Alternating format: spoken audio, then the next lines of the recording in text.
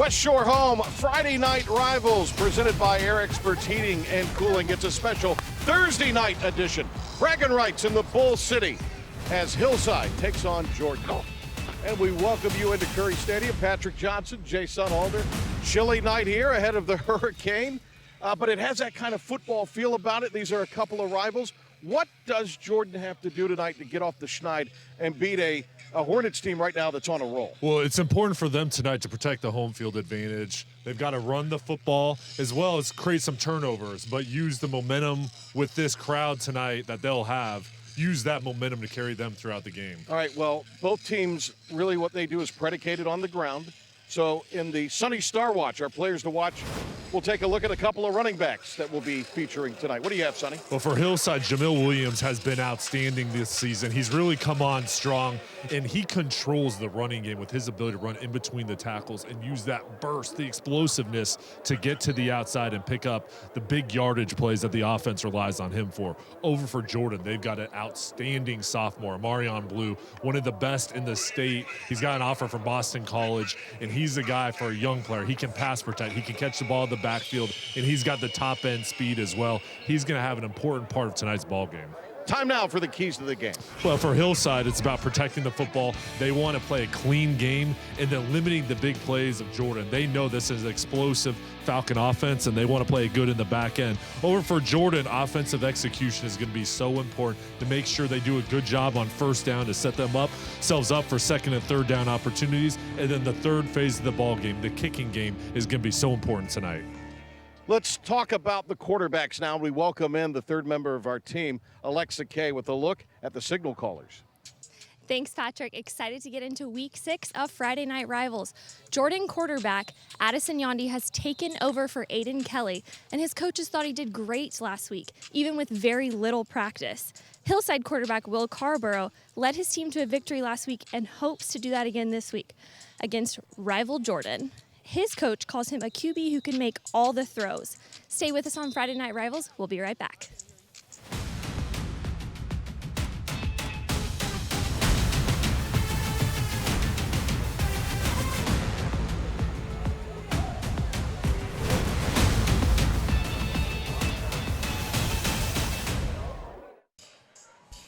A big thank you to the United States Marine Corps for today's coin toss. The few, the proud, the Marines. Contact your local recruiter today. 64 degrees, a little bit of sunshine in a golden hour here. Patrick Johnson, Jason Alder, Alexa Kay. Don't know how the turnout will be tonight with it being a Thursday and the game getting moved up earlier in the week and not being on the schedule regularly already, but we will see as we get underway. And here's a look at Gary Gitter, the 6 foot, 150-pound kicker. And this is our American Military University kickoff. AMU, the #1 provider of higher education to the U.S. military. Hillside return, that's KJ Johnson, who averages 20 yards a return. And he sets up the Hornets with good field position. 5-0 Hillside this year.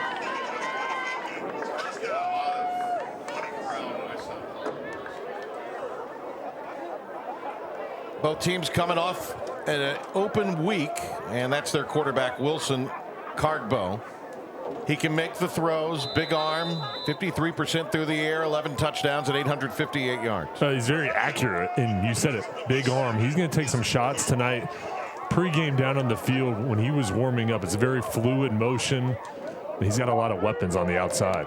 Starts with a back to either side, and Deuce Harris, his senior receiver wearing 0, motions into a slot. On the ground they'll go with Jamel Williams. What a surprise he has been as he's taking football, I wouldn't say more seriously, but certainly is a sport that he has started to commit a lot to. He's a great baseball player. There's the Air Experts Heating and Cooling starting lineup. Williams has a very good running back with him there as well in Desmond Smith. The receivers Harris, Johnson, Henry, and then up front Banks, Hilton on the right, Smith, Adams, Alston on the left. Gain of 3, now 2nd down. Quick handoff to Williams, got tracked down over on the far side. 731 yards coming in, and he has a high this year of 267 and 3 touchdowns against Roseville. For the Falcons defensively, keep an eye on Gear, the middle linebacker, their leader in tackles and tackles for loss. And then Blue is a guy that plays both ways. He's number 2 on the team, tackles for loss. Well, and so far, the Jordan defense doing a nice job stopping the running attack. And Hillside, we'll see a lot of 2-back sets tonight. Now on 3rd down, going with a 1-back set with Williams. After the gain of 1, the throw off the hands of K.J. Johnson. So a 3 and out. And here comes Jeremiah Holmes to punt the football away. Oh, a nice job by the Jordan defense getting off the field. You stop the run on the first 2 downs, a 3rd and medium situation. Tight in coverage, and Hillside not getting into a rhythm on the first drive. Omarion Blue set to return this punt. He has averaged 30 yards so far this year on returns off the side of his foot. And that's going to go out of bounds at the 45 of Jordan. Just a 21-yard punt. And now excellent field position for Jordan to start with here when we come back. Thursday night edition of Friday Night Rivals.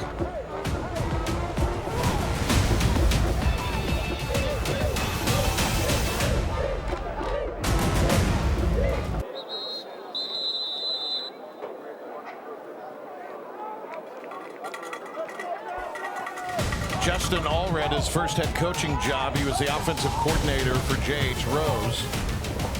3rd year. Beside him with his hat backwards, that's Copeland Spell, who played at Elon. And there's a look at Coach Allred there. 7 wins. Came in as a head coach in the COVID year, and I mean, it's been certainly a learning experience for him on many levels. Well, and outstanding offensive minds with those two. They know how to draw big plays, and they've got an offense that's really done a nice job this season.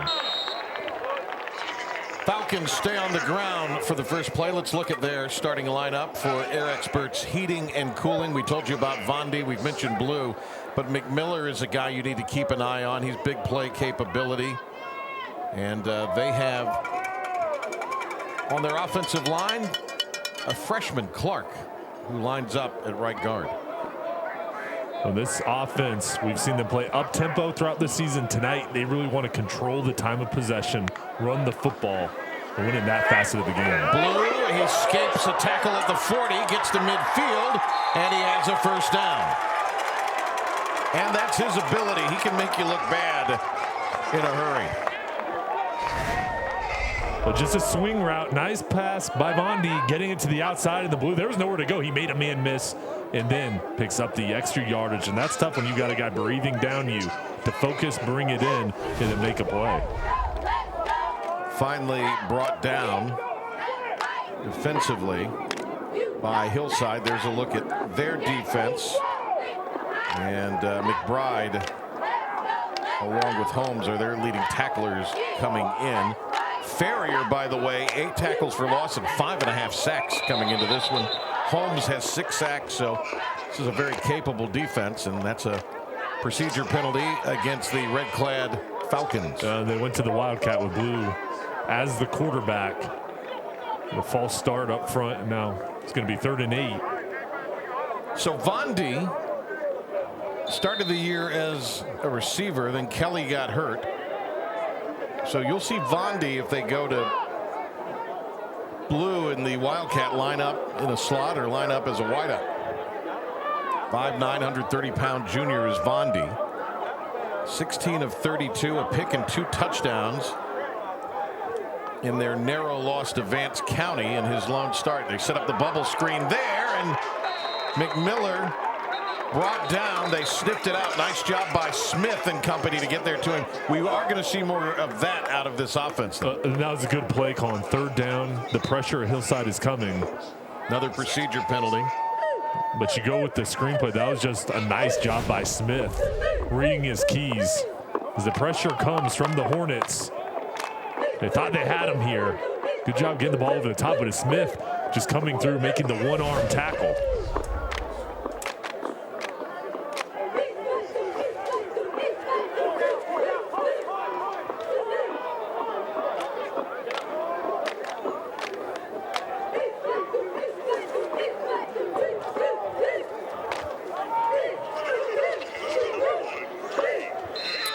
So 4th down, and now out to punt will be Gitter. He has averaged 38.9 the last 2 games. And right now they're trying to get the punt unit out there straight. Good boot. Forced him back. He'll take it at the 13-yard line off that 43-yard punt. The return by Mittman, who averages 23 yards a punt return, and he is held to significantly less. That was a heck of an effort there by Gitter. A good job getting the ball up in the air, hang time. And for Jordan, you didn't get the offensive drive that you wanted right around midfield, but now you have a nice job on special teams getting rid of it and pinning Hillside back, making them go the full length of the field. Gitter wears number 1 because the player with the highest GPA on the team gets to pick what number, and that's Gitter. So he picked number 1. And now the Jordan players are having study hall in the locker room. So somebody next year can pick their own number. Oh, a fumble, miscommunication. And getting back there is big Noah Clark. 3rd tackle for loss of the season. And the defensive line for Jordan is doing a nice job up from getting penetration. And multiple hats coming over to the ball, and when you put the ball on the ground, so important just to fly to the football, and that's exactly what the Falcons do. Ball's down, you see 3-4 guys coming over to make the play. Cargbo is a dual threat guy. Loss of 2 on the play. He was 8 of 16 for 174 yards, 2 scores and an interception in their last win, which came a couple of weeks ago against South Granville, 43-zip. Nothing doing there for Tahir Henry. Defensively, Jordan's come to play tonight. And that's Amarion Blue, the star running back. The sophomore is playing both ways tonight. Out on the perimeter, he gets off his block, comes over, makes the play, and a good tackle. Now force a 3rd and long.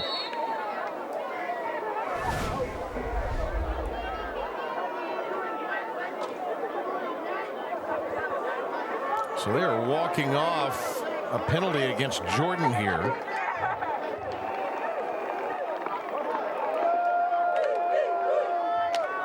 And that will result in a 1st down. Justin Allred, Jordan coach, looking for an explanation.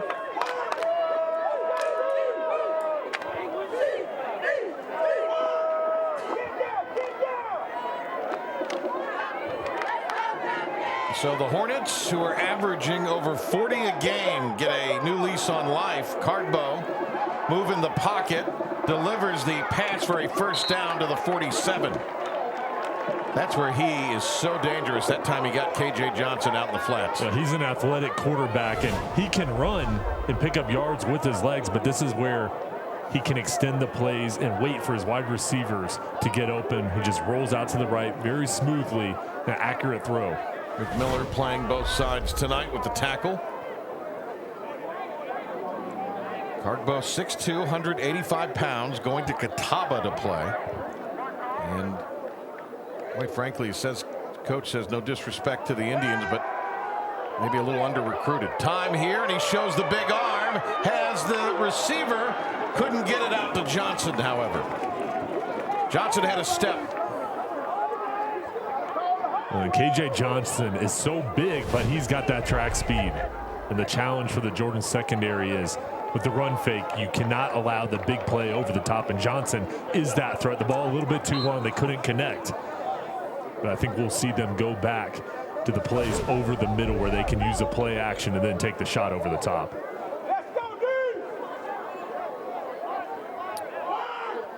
There's Coach Ray Harrison, who also is an assistant principal at the school. As if being the football coach at Hillside's not busy enough. Second down. And some good running by Williams. He's off to the races. Touchdown.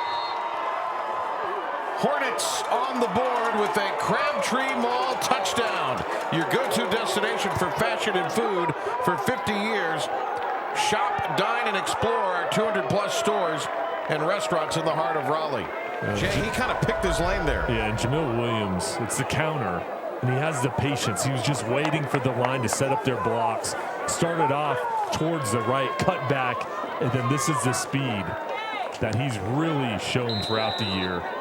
He's so explosive, but again, it's all because of his patience as he gets through the line of scrimmage.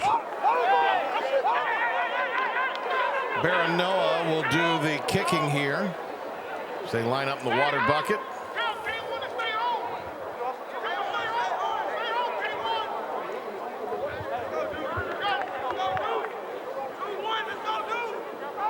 Yeah, they're going to go for two here. Little specialty play. Deuce Harris lobbing it up.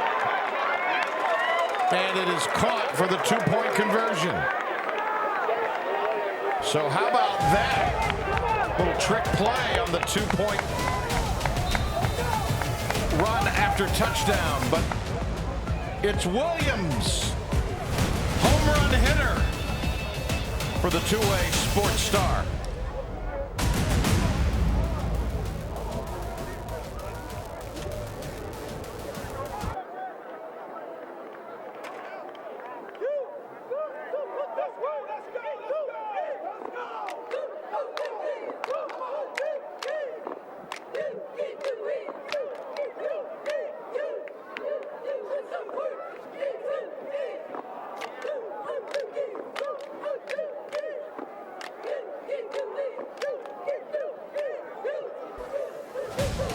A little bit of the calm before the storm. And certainly, Jay, we know a lot of folks down in Florida professionally and personally, so we're giving our thoughts, prayers, good vibes to the people down in Florida. There's Copeland Spell. Played at Elon, also played at Rose when Justin Allred was a coach there. Really bright, young offensive mind. Well, and they've got a tight relationship, and they've known each other for many years now, and that's really a special relationship when you have Justin Allred as your coach and then an opportunity to coach under him. And those two, you know, again, they devise the offensive game plan, but really guys and coaches that care about these kids on the field but off the field as well, and want to see them grow and mature. Baranoa's kick returned by Blue out to the 30. 31 to be exact. There's Baranoa, junior kicker. Here comes Vondi here. They had something going, but the penalties stymied the opening drive. Yeah, and they've got to go back to the ground game, and they want to feed the ball to Blue and find different ways, whether it's in the passing game or moving him in the slot, just different ways to use him. And also, too, you know, use him as a decoy as well to open up other opportunities. Vondi's 162 yards against Vance County was a season high for Jordan. Dive to Blue. Blue comes in. 95 carries, 861 yards, and 11 touchdowns on the ground. And he had 139 yards and a pair of scores in that narrow loss to Vance County. Beat Triton to start the year. Hung 34 on Holly Springs. We know how good Holly Springs defensively is. A close loss to Panther Creek, a game that was closer than the final might indicate with Southeast Guilford, and then Vance County they lost by 1. So they've been in most of the ball games that they've played in this year, but they're on a 4-game losing skid right now. Loop that one out. That is Zayas Webb, the junior. Some nifty running after the catch, and that'll move the chains. It'll be a first down. An NCDPS first down. Go to ncdps.gov/careers and start your new career. Well, and Webb is a really talented player on the outside. Nice job with the cutback. He catches it and then gets the extra yardage. And Hillside was boxed in. They're playing the run. Good play call, getting the ball to the outside. Ashboa Ampansam also threw a heck of a block. Number 11 in red. It's Webb there. Blue back the other way. Nifty run again and runs into the collision. Kellen Stallings, the safety, came up and delivered the blow. It might have been more Blue delivering the blow, but you get the point. Well, with Blue, when he's running the ball, he's not looking to go out of bounds. He's trying to run through you. And he's got a nice stiff arm. He's a very physical player as he gets it. Nice ball fake, gets to the outside. And then there, he's just trying to run through your chest. He's also got another gear where he can put a shimmy on you and avoid you. 5'8", 170, and just a sophomore.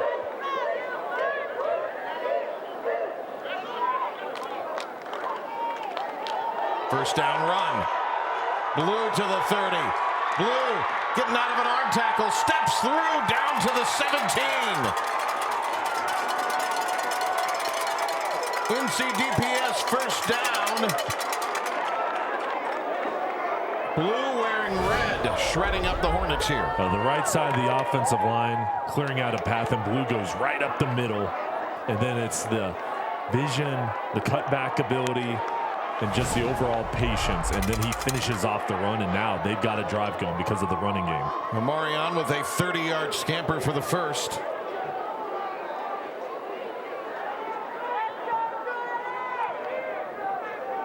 And here they are now inside the CFNC red zone. College Foundation of North Carolina helping plan, apply, and pay for college. Blue with some more nifty running as he takes it off tackle. And he has to be helped up there. And Hillside blitzed through the middle, and Blue ran to the outside of it. There was no one in the second level. That's what allowed him to get through. See the extra man coming up, and then Blue just follow his blockers again, falling forward, getting positive yardage. Sonny, they just allowed the Hillside defense in their win against South Granville 2 weeks ago. 83 yards rushing. That's Josiah Stevens. He gets the tote, 35th attempt this year, and he comes in with 165 yards, the senior. Well, it's a good 1-2 punch in the backfield. Both those guys keep each other fresh, complement each other well. We knew the running game would be important tonight for the Falcons, and now on their second drive, again, they want to win the time of possession, hold on to the ball, control the game, and this drive is going to what they want to do, and nice job executing. First and goal from the 4. Stevens fighting for the 6. Does he get there? He does! Crabtree Mall touchdown for Josiah Stevens, his second of the year. Crabtree Mall, your go-to destination for fashion and food for 50 years. Well, great job with the play calling by Copeland Spell, Justin Allred. The misdirection, the ball fakes, and then just right up the middle, and the running game is going. The offensive line is in a groove. And up front at the point of attack, they won on the drive. Getter, 15 of 17 this season, and now make him 18 out of 20 in his career. Little scoregami going with a minute to go in the opening frame. 8-7.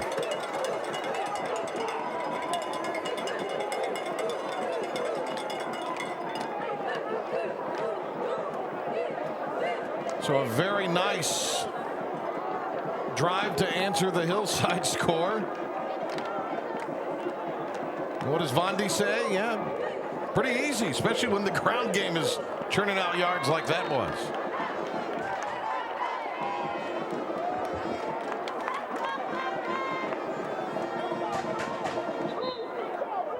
And they mixed in a couple swing passes as well to loosen up the defense, and then ran the ball up the middle, but a lot of different play calls to keep the Hillside defense on their heels while they kept the ball on the ground.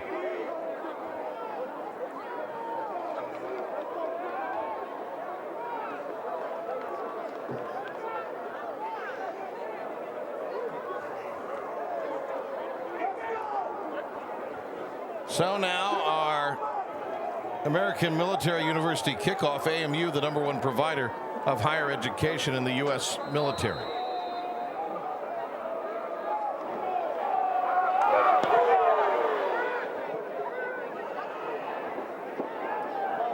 Kick comes down inside the 10.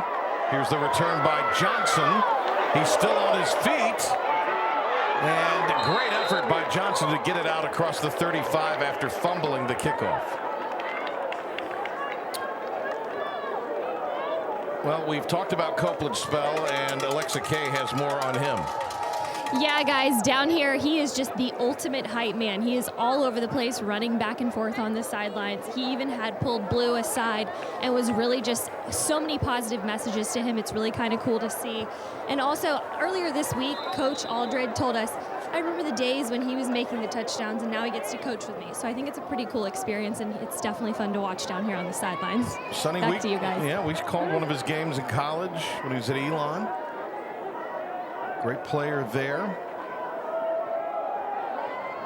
They'll go on the ground with Desmond Smith, who gets chased down by Blue there, who had a little something extra to say. An impressive play. Blue on the offensive side running the ball, now on the defensive side being very physical. And this is a tough play, one-on-one tackling situation. He uses his speed, stays low to knock off his legs and to bring him down.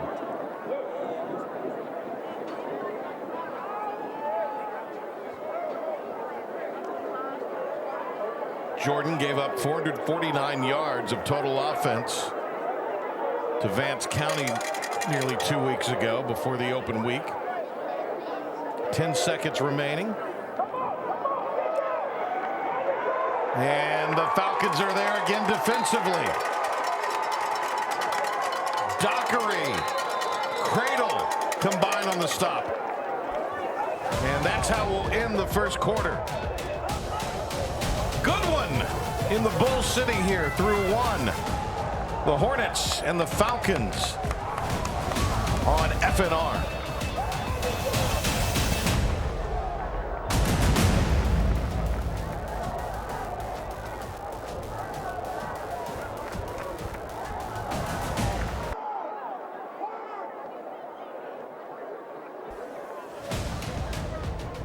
Hillside has won 97 games with Ray Harrison as its head coach. This is his second stint with the Hornets program. And they're in a little bit of a fight here tonight, Jay. Well, and the game plan for Jordan was slow down the ball game, control the clock, win up front. And so far, they've done that. Now, the explosive plays for Hillside, they can come in bunches. Their second drive, they had the big run. Jordan has had success getting after the quarterback. Cardbow, look at him take off and scamper for the first down and more as he slides in safely at the 40. And there was pressure, but Cardbow so athletic as he kept his eyes downfield, reading the coverage. He didn't see it. As the pocket collapses, this is where he's so dangerous. Top end speed, and then the slide at the end to protect himself.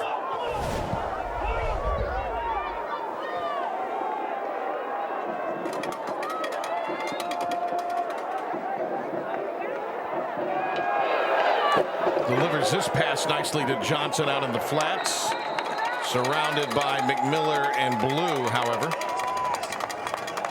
And it'll be a short gain. Second down. A Shore Home Friday Night Rivals presented by Air Experts Heating and Cooling. Patrick Johnson, Jason Alder, and Alexa Kay, our entire crew. There's a look at Coach Ray Harrison. 7th year overall as the head man. Second stint, as we mentioned, was going to be a dentist.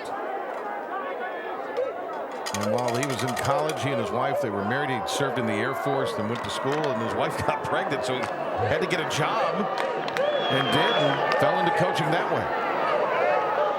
Johnson again with the reception, turns. It's a first down inside the 30. And that will be a myspot.nc.gov first down, your spot for COVID-19 protection. This is an out route by Johnson. Protection up front, plenty of time to throw. And Johnson gets the separation, quick feet, got out of the cut, got the first down. Hillside last lost to Jordan in 2019, 23-20, just one of 2 times that Harrison has lost to one of his cross-county rivals in the form of Jordan.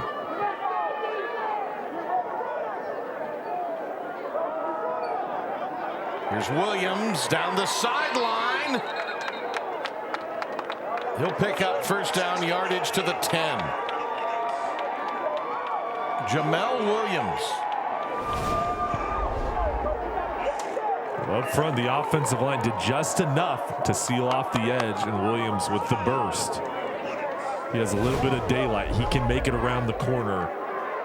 He's a senior. He's playing his best football of his career, and this has been a breakout season for him. Officially out at the 13.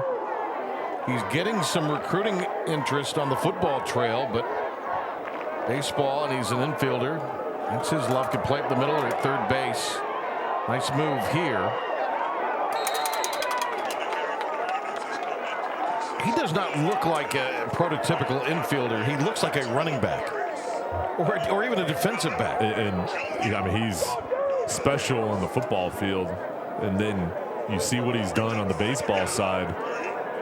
And it's just amazing the attention he's getting there. Potential draft pick as well. And when we tell you he's a baseball, we're not talking he's a good high school, but right. He travels the nation. He plays at showcase event. I mean, he's a possible draft pick in baseball. Shoe came off there, so they'll insert Smith into the lineup. Instead, Cardbow will call his own number.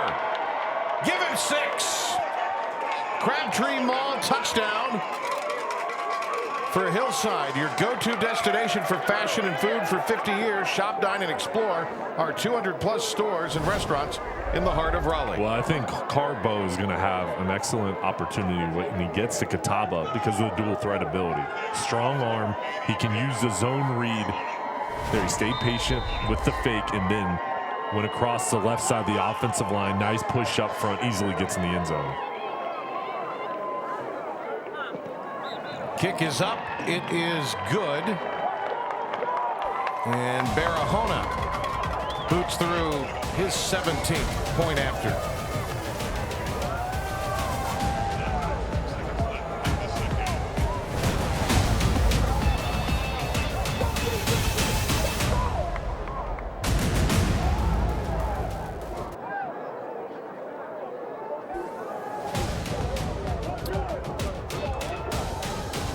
Stay tuned for the Campbell University halftime report. We'll have this week's Tatum and Atkinson Scholar Athletes participating school interviews with principals, highlights and more. Campbell University School of Engineering, where engineering is for everyone. Don't forget about our undergrad open house on October 15th. You got the Camels and the team from right here in the Bull City on Saturday, don't you, big boy? Yeah, and they moved the kickoff to 12 o'clock, so Central versus Campbell. A nooner. Bright and early, Saturday. Time for the American Military University kickoff. AMU, the #1 provider of higher education to the U.S. military. 15-yard line. Here's the return by McMiller, who can hurt you with that aspect of his game. Central had cracked the top 25 at one point. One of the top HBCU teams. So that ought to be a fun game on Saturday. Well, they're very athletic. They've had a really good start to the season. Now East Carolina and Campbell played 2 weeks ago, and Campbell showed a lot in that ball game, especially in the first half. They had a bye week, so it'll be an interesting matchup on Saturday. Mike Minter, the coach of the Camels, former Carolina Panther. And congratulations to the voice of the Panthers, former voice of the Panthers, Mick Nixon, inducted yesterday into the NCAB Hall of Fame for broadcasters in North Carolina. That time they had a bead on blue, and they are really unloading on him. Chavis led the assault, number 5 there. And Hillside is putting everybody in the box, trying to stop the run. And for Jordan, if you can get it to the outside, get to the second level, that's where Blue's athleticism can really be used to his advantage, where he can cut in and out and get extra yardage. 5 touchdowns in the opener against Triton. Might take a Herculean effort like that tonight. This is a very explosive Hornets team. Vondi moving the pocket, delivers to Webb. And forward progress will not be enough to give him the first down, but it'll bring up a very manageable down and distance upcoming. Well, the Falcons moving the pocket, getting away from the pass rush. Nice job catching it, getting close. It's going to be a manageable situation coming up on 3rd down. Well, scrimmage from the 33.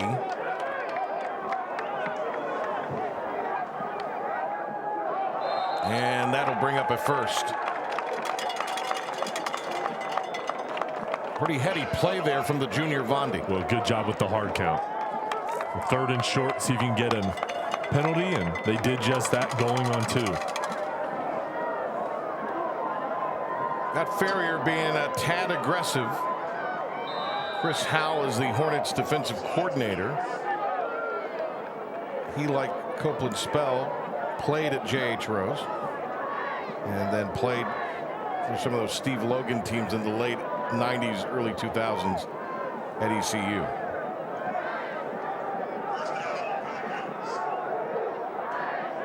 Webb goes in motion. Now trips to the right. Vondi hands it to Blue, and Blue gets smothered for a loss. All right. That's Jeremiah Holmes, the defensive tackle, coming up with his 9th tackle for loss this season. And Holmes, good first step quickness, gets off the block, keeps the left arm free, seals off the perimeter. He's a really good edge defender for Hillside. Hornets just have a ton of athletes, don't they, Sonny? They're very physical, but you look at the team speed. They're flying around the ball. Quickness. This is a deep group as well. Good depth.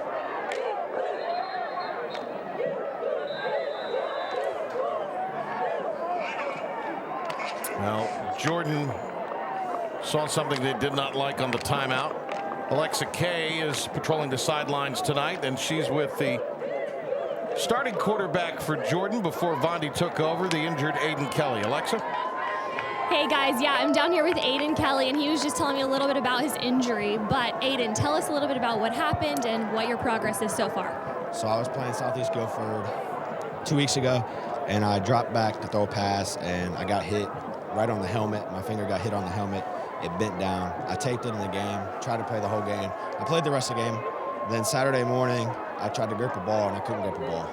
Oh man, that sounds brutal. Well, you're only a junior, so you do still have a year left.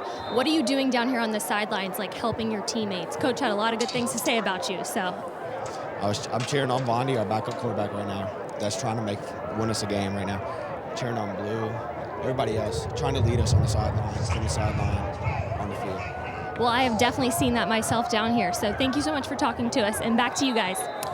6'2", 230, a junior. Aiden Kelly, you'll be hearing about him next year. He broke the bone between his knuckle and palm and was in a cast. That's a big hit there, laying out the running back, Ferrier. St. Ferrier. Oh, he's a monster. 44, unblocked. Gotta put a hat on him. Whew. I don't know if it mattered. May not have, but you at least got to slow him down. Got to try to be a speed bump, right? He's going to come out.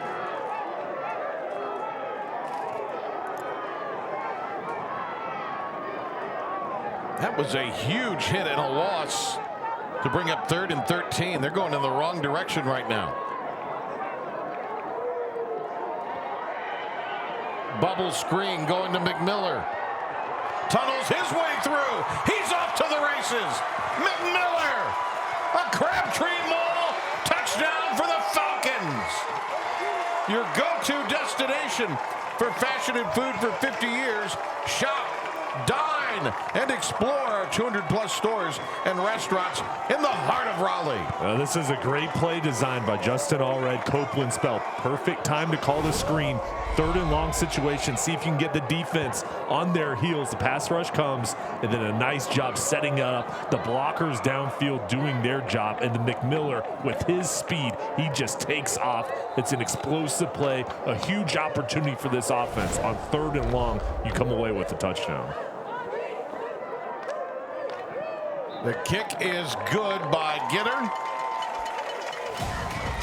And we've got a 1-point game with 5:16 remaining in half number 1.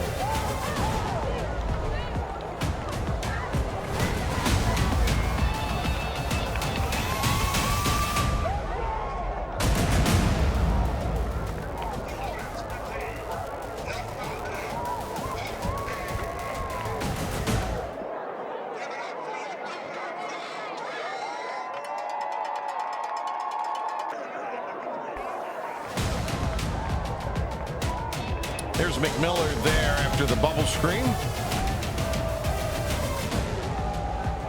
And now the Hornets will get their hands back on the football. Gitter with the American Military University kickoff. AMU, the #1 provider of higher education to the U.S. military. Boy, this is a deep return for Johnson, and he is able to get it out across the 30-yard line. Wow. Usually it goes back that deep. You might just take a chance, see if it goes into the end zone. Rarely do you have teams that have that ability, but KJ Johnson possesses it and a lot more.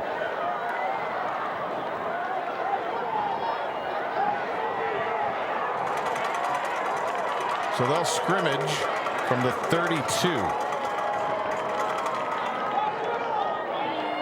The challenge of Jordan's defensive line is, of course, you want to get pressure on Carbo. It's tough, though, to keep him in the pocket, because if you get back there and then he can get outside, that's where he can hurt you with his legs. We've seen it already a couple times. So they need to get back there, but got to close him in. Now you got Williams carving him up for 9 on first down.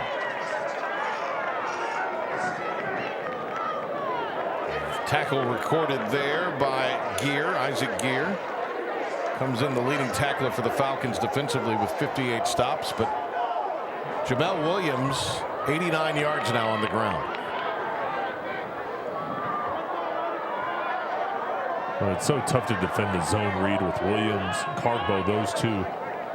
With the ball fake, who's going to take it? It really puts a lot of stress and pressure on the defensive ends. He actually got 11, so he goes over 90. They swing a pass out to Henry, looking for a block. Takes it into the chest of the receivers, and a little bit of extracurricular afterwards. Nice job by Ashboa Ampensem on the outside, number 11, sealing off the edge. And then Zias Webb, number 6, coming up to help him make the tackle. Those two really sealing it off, making the play. And had good technique. I tell you what, though, their receivers, and the same thing for Blue, the skilled people in this game, they're not afraid of any kind of contact, are they? They've been physical on the outside. Especially Johnson and Henry. Harris as well. Carbo on 2nd and 9. And he'll dart out of bounds at the 45. Chased out by Kamari Blue. And Carbo, smart player, as he rolled out, he kept reading the coverage. He was looking to throw, and then instead of taking off and putting himself in harm's way from the defender or throwing an errant pass, he just got what he could, gets out of bounds, and then you live to fight here on 3rd down, but you pick up a couple yards to make it more manageable.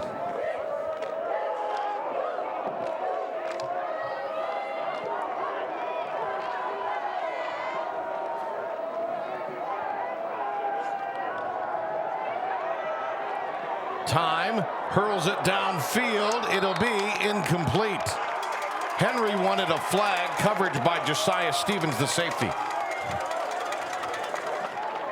Boy, if you give him that amount of time, though, all night, he's going to make you pay eventually. Yeah, they've been going over the middle with the shot plays. And Stevens wanted the flag, but that was just good coverage. Excuse me, Stevens was in coverage.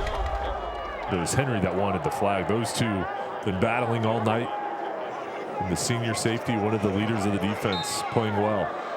So now they're going to punt. The second time in this game, it was just a 21-yard effort last time from Holmes.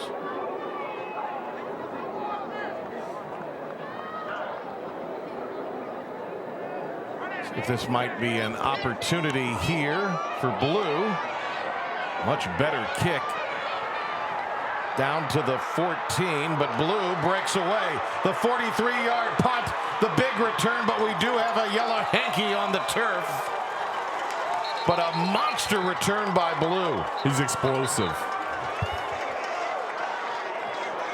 What a job reading his blocks.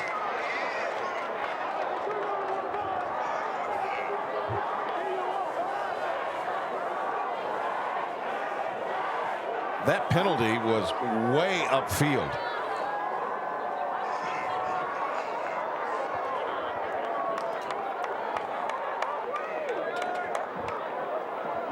And really, Jay, I don't think it did anything to spring him open. He was already had the big run. Well, they're sorting it out. Never good when the guys in stripes are together.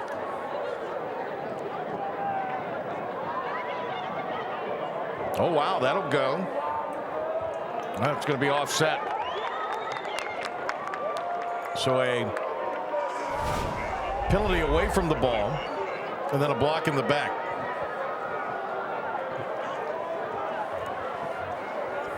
He ran into the kicker, but I don't think that was the call. And there was the block. So they're going to re-kick it. You know what? I'm going to guess here they're not going to kick it to blue. Would you? Kick it to the stands out of bounds.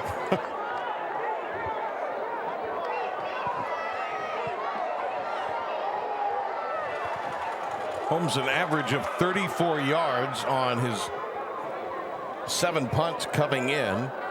Harmed his average with the 21-yard effort on his first boot tonight. That one, as I mentioned, was for 43 yards. Let's see what happens this time. Looping snap gets back there. And he kicked it ugly. See where they mark it. That's a pretty generous mark there. The 26-yard punt out at the 31. Look at Coach Allred there. And Copeland Spell. Allred started out calling plays, and I think he, like a lot of head coaches that were coordinators, feels like, well, I need to maybe call offense or call defense. And I think he learned that he was better off just sort of letting somebody else do that, delegating that responsibility, and just overall kind of managing things. Now, he still has a lot of input what they do offensively. Oh, another big hit. And the cavalry came. It was initially the big guy again, Ferrier, blowing it up. And then Stevens got rocked. And he got rocked there by Teddy Chavis. Well, Ferrier and Chavis on the interior of the defensive line, they're getting pushed. They're causing disruption in the backfield. Matthew Smith also, I mean, this front four's trouble. Now pressure from Robinson, and it's picked out of the air by Smith. Down the sideline, pick six for the Hornets.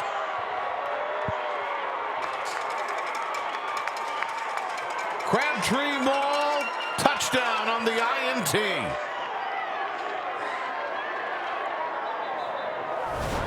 That is their fourth interception of the year as a defense. As he rolls out, what a play. He just jumps in front in the passing lane.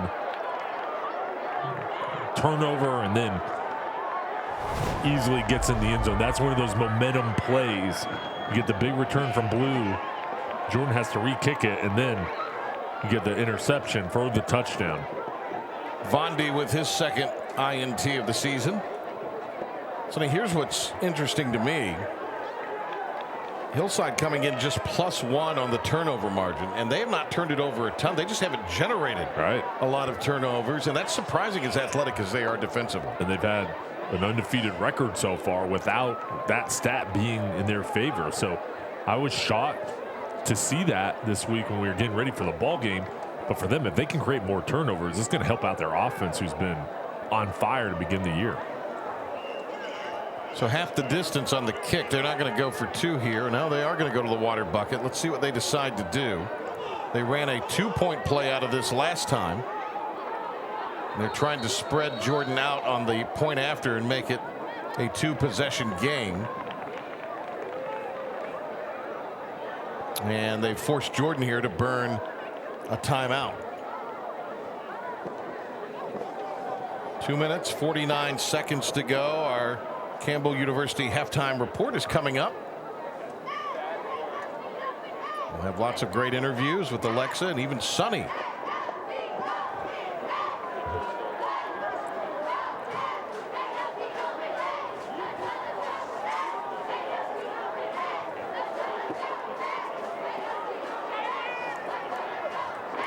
Next week, Knightdale Knights, Heritage Huskies.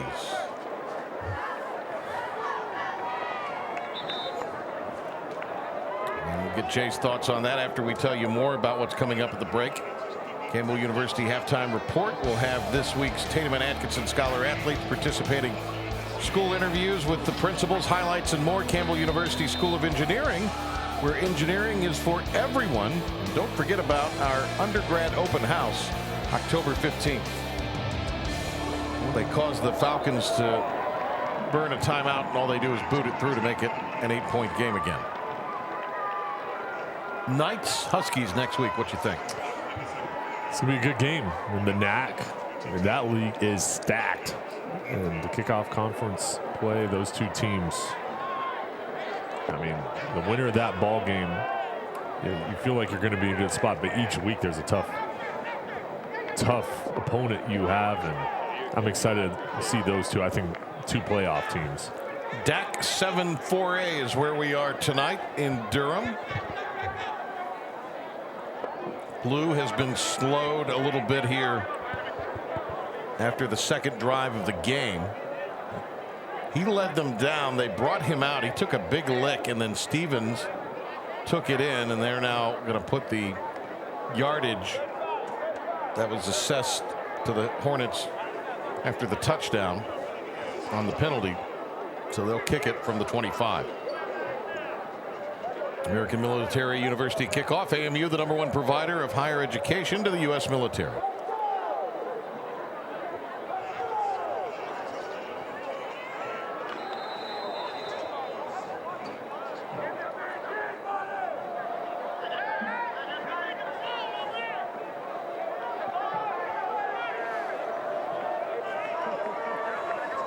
Blue and McMiller, both very dangerous on the kickoff. McMiller came in averaging over 40 yards of return on the kick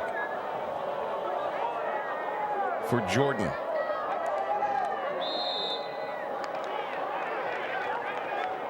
What the Falcons can do here with 2:49 remaining with just one timeout.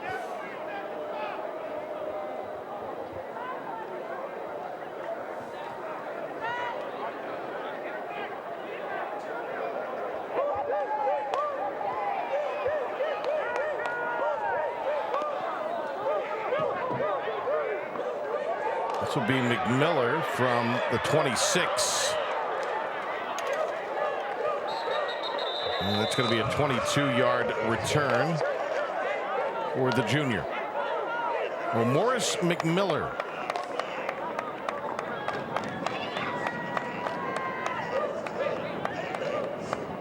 Falcons, 305 yards of total offense in their last game. Got 143 on the ground on that day. Their high rushing this season came in the opener, Triton, when they ran for 246. But Sonny, they got 240 yards on the ground against Holly Springs. Yeah, in Holly Springs, when we saw them last week, I know each one of us came away impressed with them. Jordan took it to him. Blue with a good run on first down, but hold everything. We have a marker that has been thrown.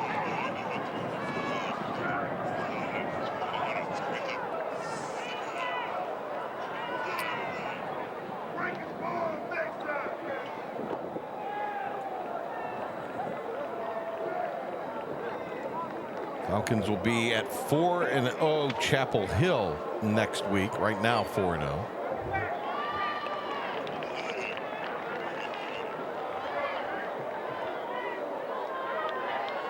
Well, the penalties have hurt the Falcons in this one badly. Yeah, they're starting to add up. Hillside had the penalty as well that allowed a pretty good field position for Jordan to start off this drive. Coach Jordan, Coach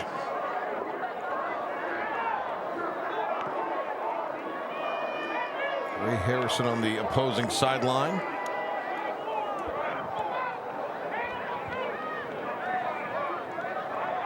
So first at 17.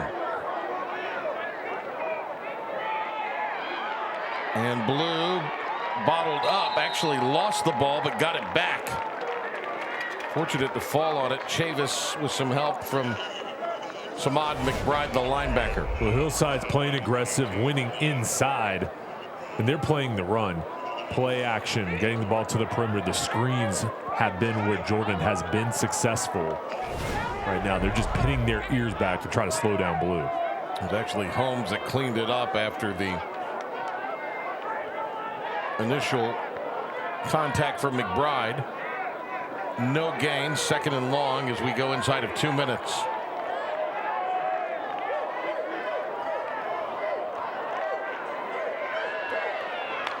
Blue gets back to the original line of scrimmage, +1. He's just shy of midfield, and actually they went with McMiller that time.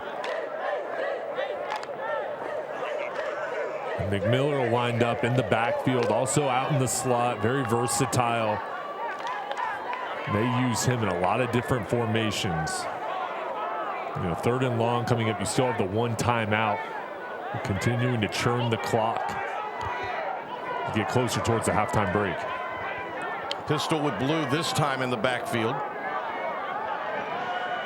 And with the screen, Blue plucks it out of the air, and it'll be a 1st down run after the reception. That's a myspot.nc.gov 1st down, your spot for COVID-19 protection. 3rd and long, they go back to the screen. This is a heck of a catch by Blue. He over-jumps and jumps over the top of 2 Hillside defenders. And then after he hauls it in, he knows exactly where the 1st down marker is. Now they play up-tempo as we get inside 50 seconds. Now Blue at quarterback. Oh, the snap gets past him. Played it off a bounce. Ooh. Should be a penalty. He got rocked.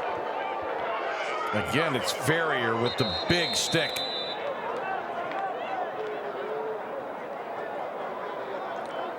Well, you never want to pick it up when the snap gets beyond you. He actually got a very fortunate bounce here. This is an amazing job. It could have been a huge loss. Makes a cut. Ooh. That looked like helmet-to-helmet contact. Shocked there's not a flag.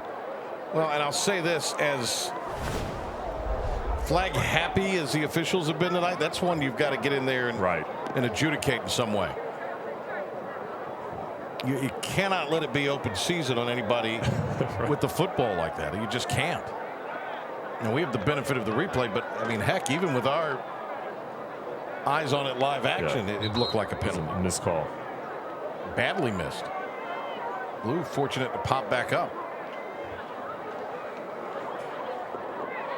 A lot made about the Hillside offense, Jay. I am impressed, however, with what they can do to you defensively. Exactly, and they've got undefeated record, and their offense gets the publicity. The real reasons is defense. I mean, they are physical, fast, attacking. A throw downfield, and it's going to be the 2nd interception taken out of the air at the 14-yard line by Mittman, and that's his 2nd pick of the season. Trey Mittman, one-on-one coverage. Jordan Miller goes out the backfield on a wheel route. He jumps in front in the passing lane as McMiller is initially open.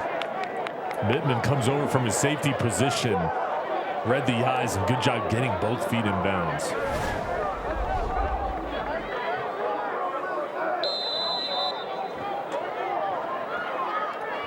That's a defense allowing less than 11 points a game.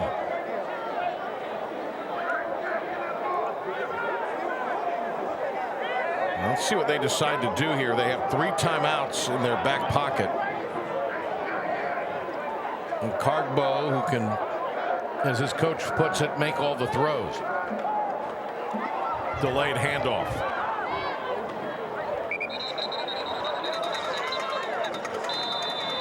He'll take the timeout with 16 ticks remaining.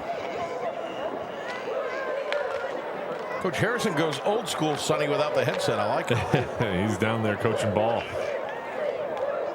Tell you what, a couple weeks ago, We're facing 90 degrees temperatures tonight. Everyone's got hats on, jackets.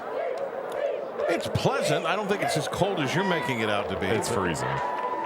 No, freezing was the time we did a playoff game in the stands, and it was in the 20s. In our open, you were wearing a jacket. If you're Mr.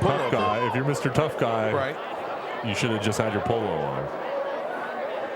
I fully admit I was in a heavy jacket, but it's not a night to unleash the python. I'll say that. Everyone's wearing a sweatshirt. Look, everybody's cold. Well, that guy's got shorts on. I don't think he's cold. I don't think it's as warm as you say it is. I didn't say it was warm. Let's check in with Alexa here. It's the weather report. Yeah, what's the weather report, Alexa? Can we get a report from Alexa on? Yeah, guys, it is definitely not warm. I'm freezing. I can't wait to get another jacket at the half. See, normally that's Gatorade they're feeding the players. They're feeding the players hot chocolate. They're not feeding them hot chocolate. Now that's, come on. That's extreme. Do you remember the playoff game that we did in November in the stands? I'm still scarred. In the radio I'm still days? scarred from. Well, now that night you did not dress for the elements. Hypothermia. You were. I looked over and you were literally blue one time. I was concerned for you that night. You were wearing 3 pairs of gloves. Well, yeah, because I dressed for the elements that night because it was cold. Tonight's pleasant. Ooh, Paul agrees he's got a light jacket on. He's fine. Well, Wall's our excellent statistician here in the booth. 19 seconds to go. What do you run? I think you take a knee here, run the ball.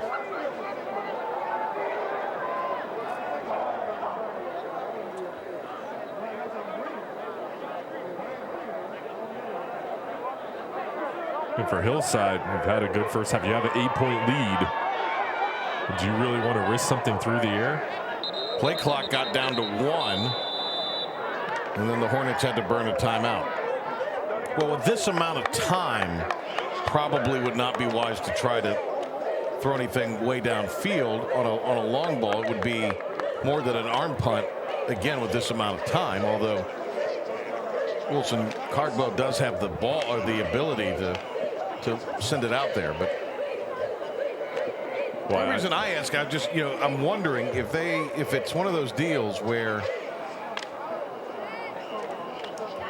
they have the run being expected here, they might try, to go over the top. Well, based off of them using the clock and then taking the timeout, I think they're going to be aggressive. And you don't necessarily have to throw it deep. You can throw a screen. You can throw it to the outside. You can get something quick, get out of bounds, and then have an opportunity for maybe 1 or 2 plays around the 50-yard line. It's a lot that has to happen, though. Well, I would think you should take a knee or run the ball. But if you've got the mindset you want to take a shot. See, we couldn't have the all red spell head coach coordinator relationship. I'm much more risk.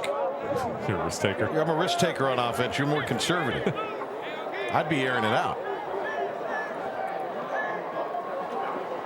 They are. Unleashes, and it's going to be intercepted. Blue taking it down the sideline. Knifes it in at the 20. Making a move. He's going to take it in for the score. That's why I would have listened to you, Coach. Crabtree Mall touchdown on the second pick 6 of the game. Well, and that wasn't the game plan for Hillside, but that's the risk. And when you're backed up in a situation where, all right, Jordan's prepared, you're going to throw the ball. Blue comes through, makes a play. Great job with the pass rush, getting to the backfield. Jordan getting pressure on Cardbow, and then Blue just catches it, and then look at him go to work. Nice move, cut back. And a perfect ending for Jordan. Going to the halftime break. You have some momentum now. And Hillside, let's be honest, they were testing your defense. They thought they were going to get more points, and Blue shut it down. The defense came through. A 1-point game at halftime. Wow.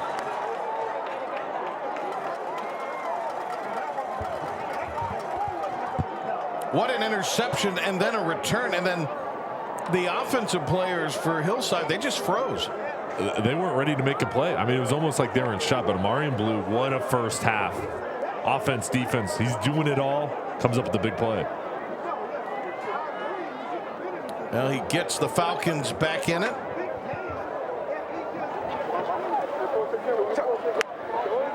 And a lot of excitement there for Jordan here at home. Not a ton of excitement over on that far set of stands over there right now at the Hornets. I think a lot of from the stands coaches, a little bit of Monday morning quarterbacking going on maybe. Yeah. Wondering about that play.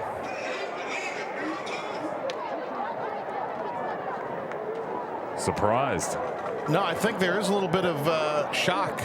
All right, Alexa with Coach Harrison.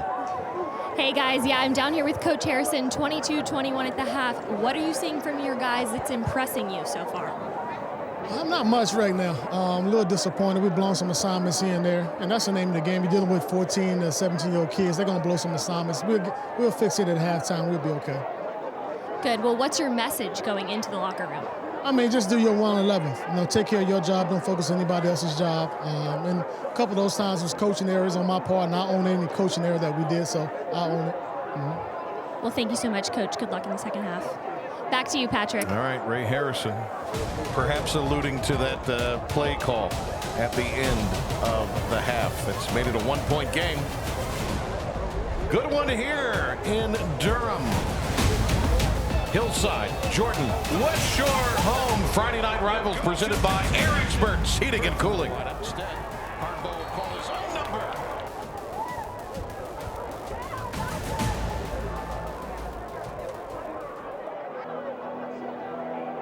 You're watching the Campbell University Halftime Report, and now it's time for the Tatum and Atkinson Scholar Athlete of the Week. Presenting the award for Tatum and Atkinson is John Hummel. Tatum and Atkinson is proud to present the Friday Night Rivals Tatum and Atkinson Scholar Athlete of the Week. From Hillside High School, the Tatum and Atkinson Scholar Athlete of the Week is Alexander Banks. Alexander is golf team captain and team MVP, golf regional qualifier, football team letter winner, and carries a 4.06 GPA. Alexander volunteers for Special Olympics, is a Boys and Girls Club camp counselor, and is a member of the Leaders of Tomorrow National Black MBA Association. Alexander is also a junior marshal, a member of National Technical Honor Society, and received the NCFBLA Chain and Supply Top 5 Placement Award. From Jordan High School, the Tatum and Atkinson Scholar Athlete of the Week is Sydney Barker. Sydney is the Basketball Conference Player of the Year, a 2-year team captain, a 4-year varsity starter, and carries a 4.35 GPA. Sydney is involved with community service through local basketball tournaments, Fellowship of Christian Athletes, and Jordan High School's Best Buddies program. Congratulations to our Tatum and Atkinson Scholar Athlete of the Week.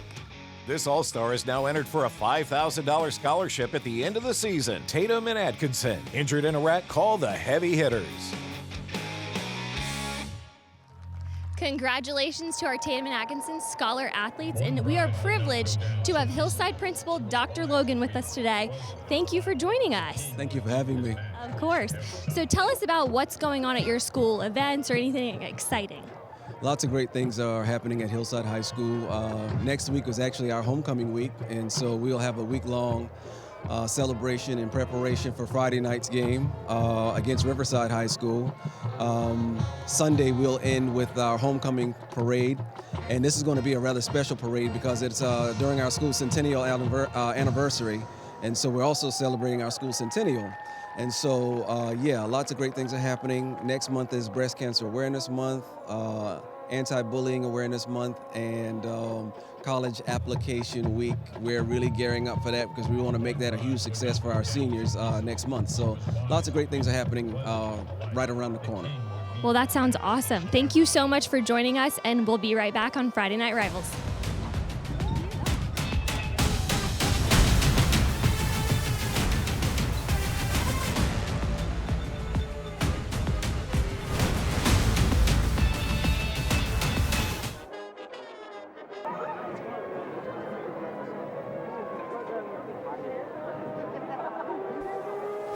Welcome back to the Campbell University Halftime Report. Next, Jay Sunhalter has an interview with one of our sponsors, West Shore Home. Welcome back to the field. We're here with Jacob Wirtz from West Shore Home. Jacob, you've been such a great partner of Friday Night Rivals. Why is it so important for West Shore Home to be partnered with us? Well, I'm personally excited to be at football on a Friday night. Everybody loves football. It's a staple of America. At West Shore Home, we have core values, one of which is getting better every day. So it's really exciting to see all the kids, the coaches, even the cheerleaders, doing their best to leave it out on the field, and that's just what it's all about, community, bringing everybody together. What does it mean for West Shore Home to be so involved with the community? It means everything to us. We're not just a company that goes out there and makes money. We love to give back to the community, and one of the best ways to do it is actually go around town and be a part of what's so important to all these families here tonight. We appreciate your partnership and look forward to a great second half. I'm excited. We'll see how it goes. We'll send it back to the booth. Thank you. All right, Sonny, thanks a lot. Thank you as well to Jacob Wirtz and the great folks at West Shore Home. We'll continue on our Campbell halftime report from Durham.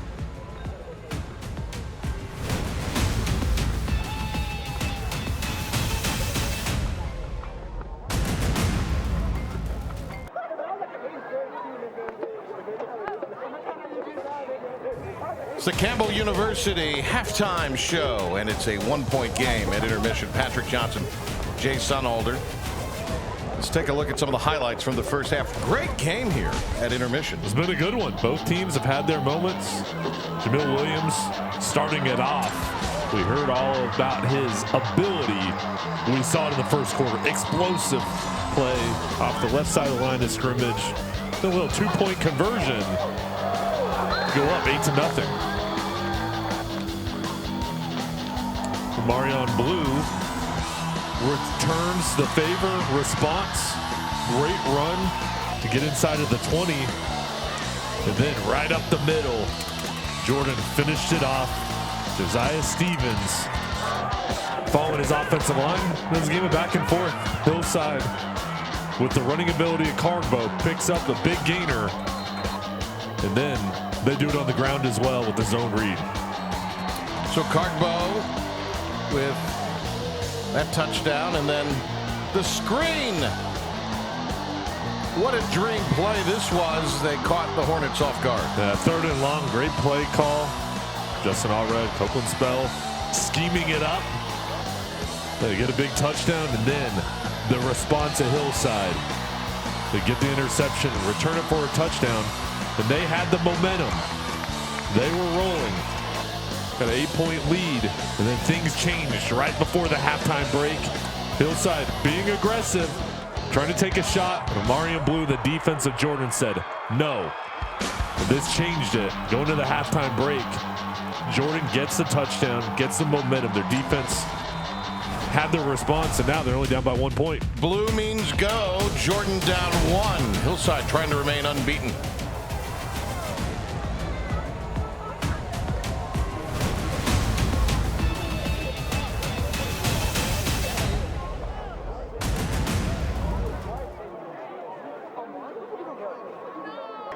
Welcome back to Thursday night edition of Friday Night Rivals. I am down here with Coach Allred.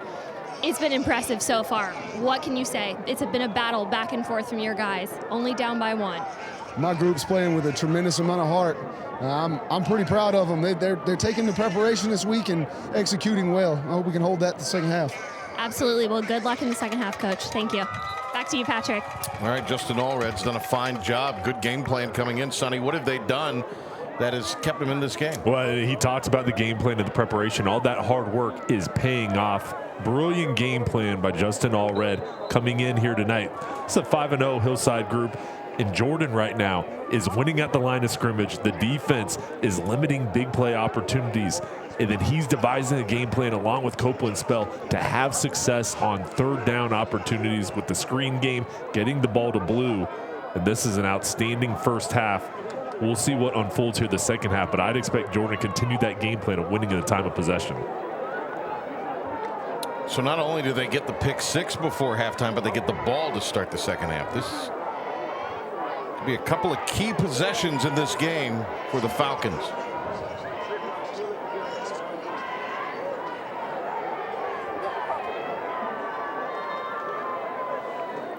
Jordan has lost 13 of 14 to Hillside. Could tonight be the night?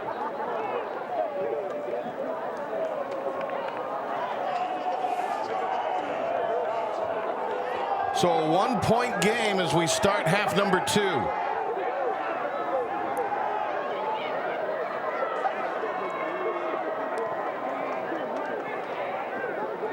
It'll bound through, off the bounce, McMiller. And he is slung forward to the 41. Here's a peek at the first half stats. Well, each team had their moments. The passing game for Hillside, doesn't compare to the passing game for Jordan. Total yards pretty even. The 2 turnovers for Jordan hurt them. In the second half, it's going to be about penalties and turnovers. Which team plays cleaner is going to be who wins this game. Can Jordan continue to throw the ball and win this game? I think they can. They have to have balance, though. And again, the key, time of possession. Keep the ball away from Hillside. Execute when you have the ball. Conversely, does Hillside need to start completing passes? They need to be effective in the passing game. Ball came out, but after McMiller was on the turf.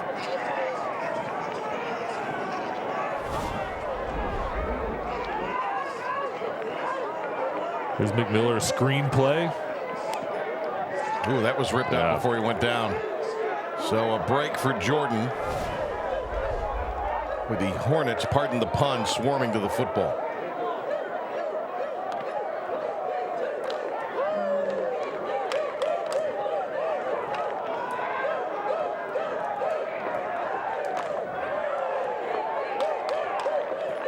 Loss of 2. Vondi motions Chalowski over. Caden Chalowski, who was committed just this week to UNC Asheville in baseball. Getting uprooted is Blue. And it's the Hornets defender that is a little shaken up. Well, Hillside brought an extra defender in the box for run support. It was a positive gain by Blue. The backside wasn't blocked, but here he gets up to the second level, and again, falling forward. He got about 2 extra yards just with his ability to keep his legs moving and be physical.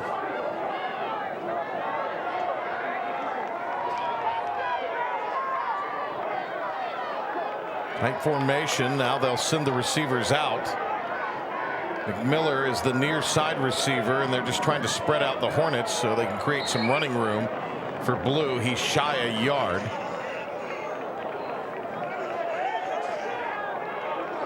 We'll see what the Falcons draw up here to try to convert.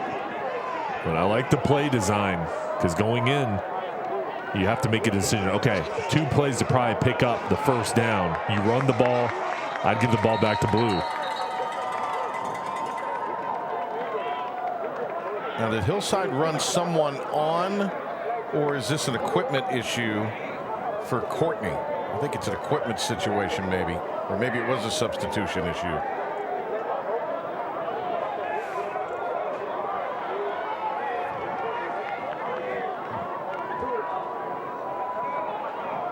And Hillside bringing the defender up. They are selling out on the run. They're going to go for it on 4th down here. Quick slant. It'll be enough for a first down and more. Inside the 40, near the 35. Chalowski with his first grab of the night. And a quick throw by Addison Bondi. Gets rid of the ball to the outside. Great play call. Get it quickly out into the slot.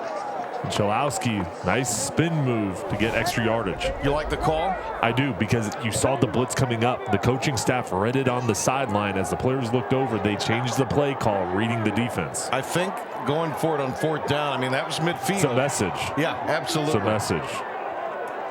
As a player, that gives you confidence that your coaching staff believes in you.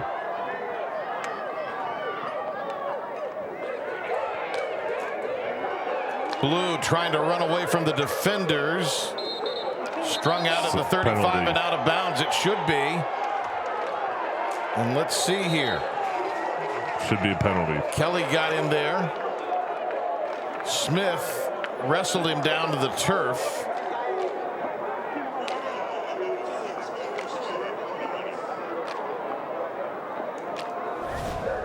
this call.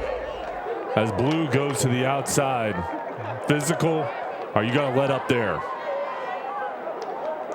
I mean, well, initially I thought, well, maybe Smith didn't realize where they were, but he had to have realized where they were at that point. Oh, it is going to be a penalty against Hillside. The right call. Good call. And all that matters is that it's correct. You know, initially there wasn't a flag, and that was the correct call, even though there was a delayed flag. You know, this is a rivalry ball game. Tension's high. You know, I get it, but I mean, you can't have that, and those penalties add up. For Jordan, they're continuing this drive. But again, it's like keep away. I mean, this Hillside offense, that's all you hear about is how talented they are. Well, they haven't had the ball. They haven't had that many opportunities tonight because of the time of possession. So now 1st and 10, and that an NCDPS first down. NCDPS.gov/careers, and start your new career. Also, they're taking it now inside the red zone, the CFNC red zone, College Foundation of North Carolina, helping you plan, apply, and pay for college.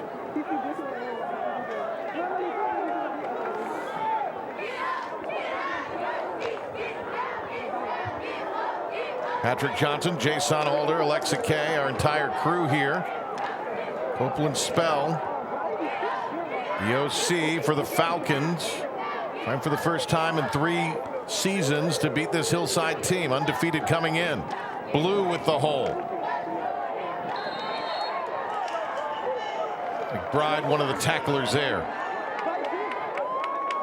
You know, this is such an aggressive defense, but right now on this particular drive, Sonny, they're on their heels. The play calling is keeping them off balance. Then Blue, his running ability.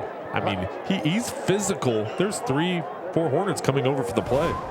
And then Noah Clark, the freshman, 65 in that replay. So he threw a great block. He's probably their best offensive lineman. As a young player, watch his technique, number 65. It's been really good. The whole O-line, a lot of credit to them tonight running the football. Swing it out. Blue had to bring it out of the air.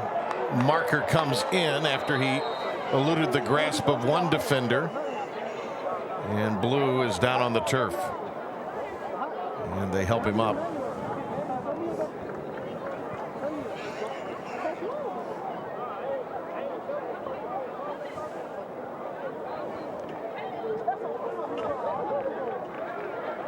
Well, let's see what the call is.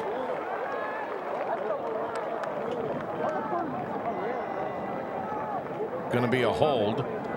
That's the 4th penalty of the game against Jordan, or accepted penalty of the game against Jordan.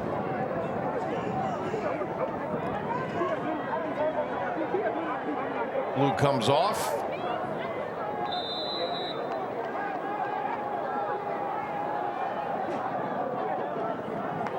They've taken a lot of time off this 3rd quarter clock. If you're a Hillside offense player, how frustrating it is that you don't have opportunities. You've got to stand over on the sideline. For the end zone, it's in the air, caught! Touchdown! Chalowski! The future UNC Asheville Bulldog on the diamond with a grab on the grid. And it's a Falcon lead. Well, enough time for Bondi to throw his tough in the pocket. Outstanding catch by Chalowski. Goes up one-handed. Defender draped all over him. And perfect connection from Bondi to Chalowski for a huge touchdown. Bondi took a shot too. The kick through the uprights is good. Falcons lead for the first time tonight as they try to knock off their rival. Bondi hanging tough. The delivery. And the destination, the end zone for the Falcons.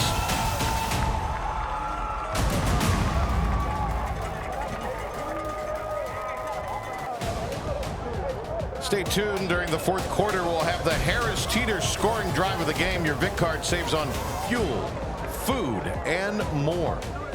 might have had a candidate or two here in the last couple of possessions of this game, dating back to the end of the first half. And then that young fella there, Chalowski, with a huge grab with a Hornet defender all over him. One-handed.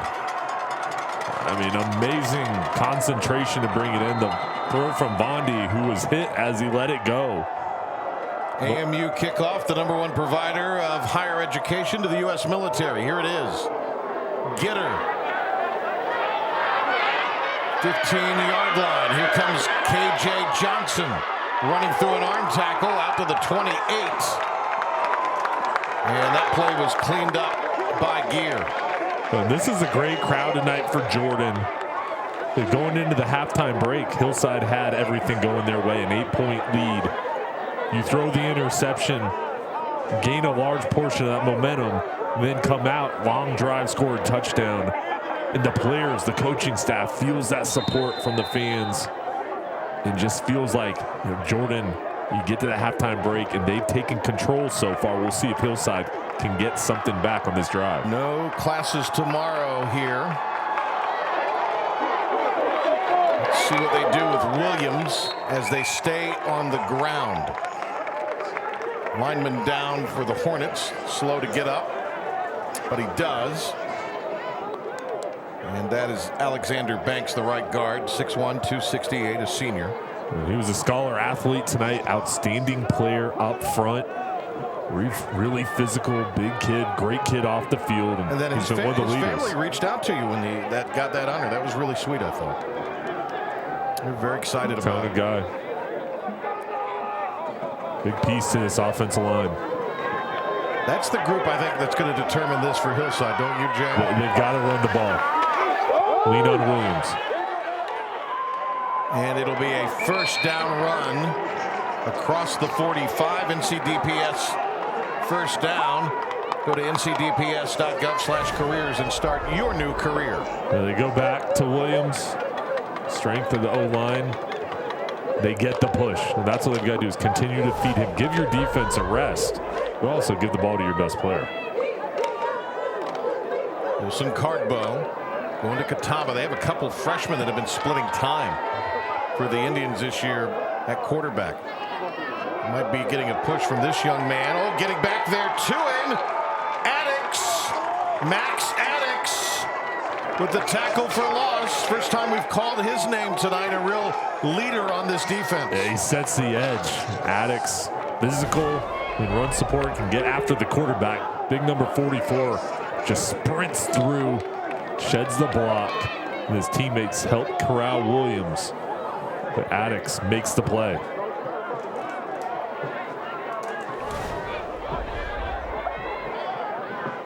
Look at Max Addix there. 4 down linemen for the Falcons, who lead by 6. Oh, what a catch along the sideline by Deuce Harris. Not the best thrown ball, but Harris comes up with the grab. This is where you help out your quarterback. You go down, bring it in. That's a tough catch, isn't it, Jay? Especially when you're kind of falling backwards. Now 3rd down coming up. Sonny, you've caught a few of those in your day, haven't you? Well, I always like the easier ones, but sometimes you got to catch them wherever they're at. And sometimes the ball's not placed perfectly. You got to either jump up or fall down with it. Big 3rd down here. Get the ball to Williams. No, they're going to go to the air. He's pressured, escapes, turns the corner, down the sideline, a first down. Boy, Cardbow, nicely done. Well, Jordan did the job. Most quarterbacks, you get a sack. Not with Cardbow. Watch how he eludes the pass rush. Again, keeps his eyes downfield looking to throw. He got to the edge. Got a Falcon player shaken up. And we will take a timeout. 3:37 to go here in the 3rd quarter. And we will be back with more of our Friday night rivals on a Thursday. Stay tuned.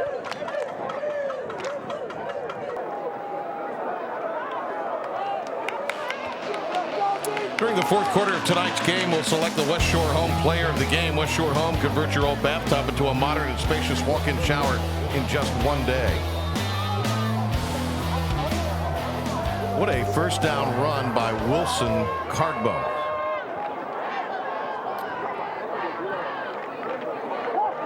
And he'll operate now from the 38. They're bunched up over on the short side of the field. They run it that way. Plenty of blockers and lanes for Williams to pick his way through. First down on a gainer to the 25. The short side of the field, Williams got a lot of room to run. The O-line does the job. It's Banks clearing the path. Wide receivers blocking downfield as well. I was interested to see the response from Hillside. They weren't out on the field.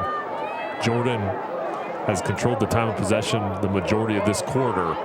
And right now, moving the ball methodically down the field, making plays, and everybody getting into the action. So 1st and 10 after the NCDPS first down. Swing pass Williams, got tripped. Nice tackle. Blue. Yep.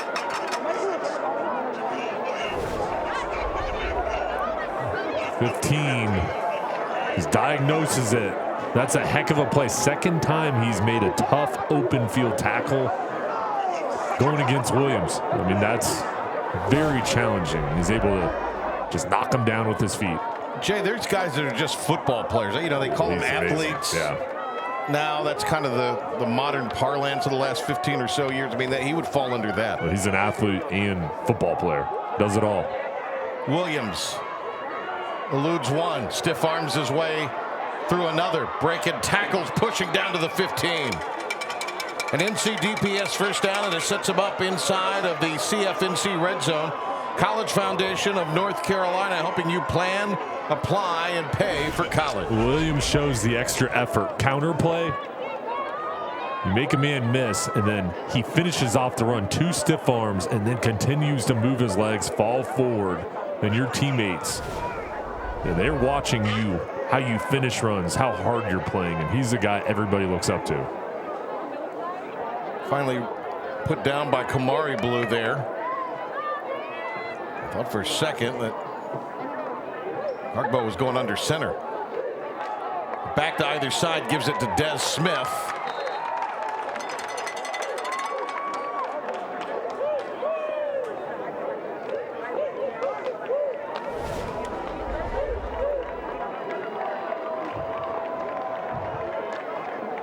Smith is big, 6 foot, 185 pounds. He's a junior, very rangy there, running back. I think he's a little taller than what they listed. Yeah. Gets enough for the first down. That's why you have him in the backfield. Different style than Williams. A little leaner, a little longer. Ooh, high snap. Cardbo controlled it and then slices his way down to the 7. That's a smart decision by Cardbo, because that ball was supposed to be handed off, and when the snap went high, he decided just to take it himself. Now it looks like here that the helmet of his center comes off, and that's Caleb Smith. So that is interesting, because then Joshua Thorpe, the backup center, is in right now in kind of a key moment in this game. Yeah, so Smith out of play, the 5'11", 272-pounder. They've actually got Alston now at center.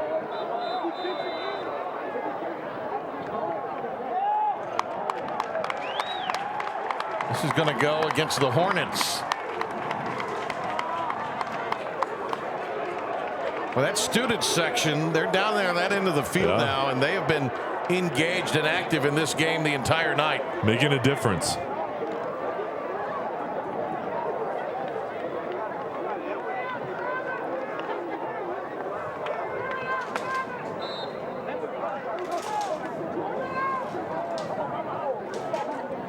Well, that gives them a chance to get Smith back in.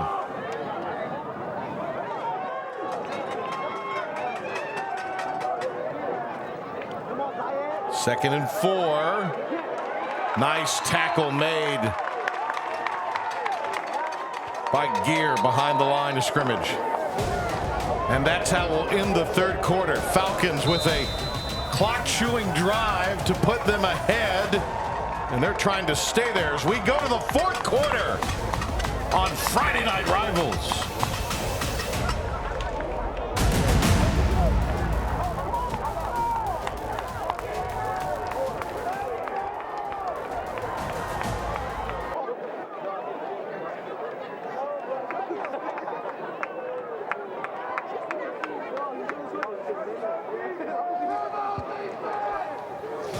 This Thursday night edition of Friday Night Rivals is extra electric. The score is 28-22 with the home team, Jordan, and they are insane down here. They're all decked out in pink for Breast Cancer Awareness Month, and they are excited, like falling out of their seats excited. And I will say, the team, the coaches, the players, everybody is down here hyping them up. It's an absolutely electric environment.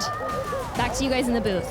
Thank you so much, Alexa Kay, Patrick Johnson, Jay Sunholder upstairs. We start the fourth quarter. Well, let's see what the Hillside does here. A reverse coming near side, and it's Henry. Flag comes. I think they're going to get Deuce Harris. Maybe. Let's see.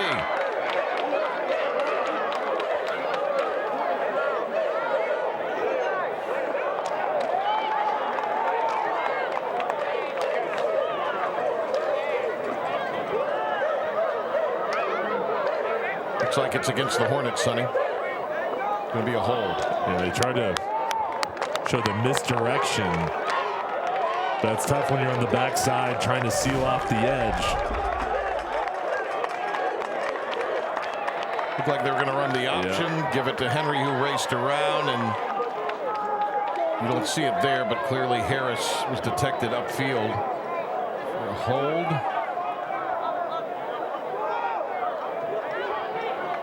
They got the ball around the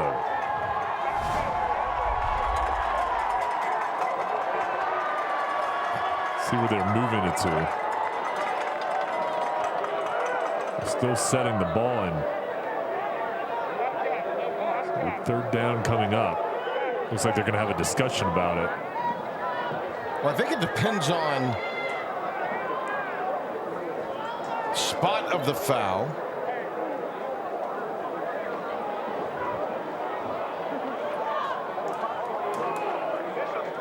So while they sort that out, Justin Allred looking for a signature victory in his tenure here. He told us this week that it is coming together. They've just not turned the corner. Could this be a turning the corner moment for them tonight? They have certainly played extremely well, and they haven't had to, even though they do have 28 points, it hasn't had to be one of these games that is a high scoring affair. It's one of these deals where they've shown some toughness tonight. Well, they're game plan, they've executed it perfectly to this point. Offense, defense, special teams, all three phases playing really well. They're going to place the ball around the 14-yard line. Third down long.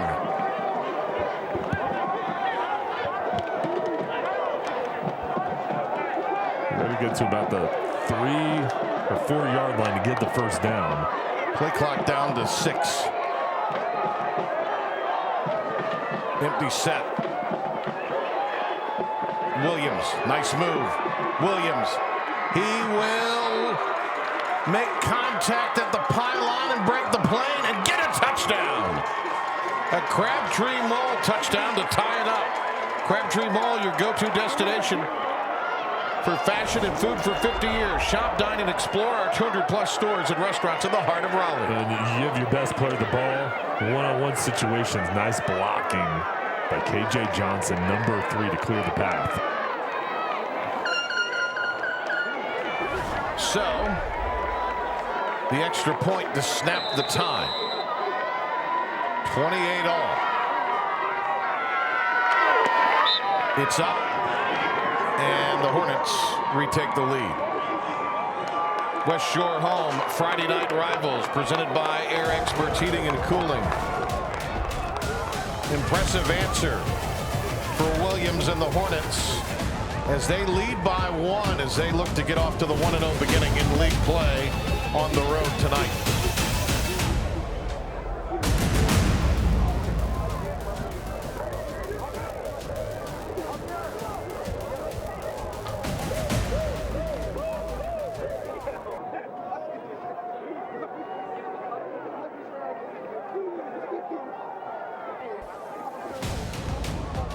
1-point game, and it's been a good one here tonight. It's been great. Each team has had their moments back and forth. I think we're going to see an outstanding fourth quarter. Well, there is a young man who has been spectacular in this game tonight, Marion Blue. And he will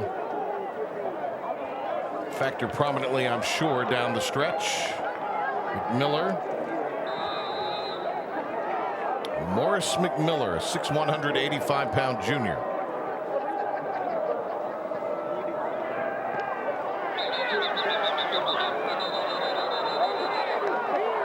And we have a flag.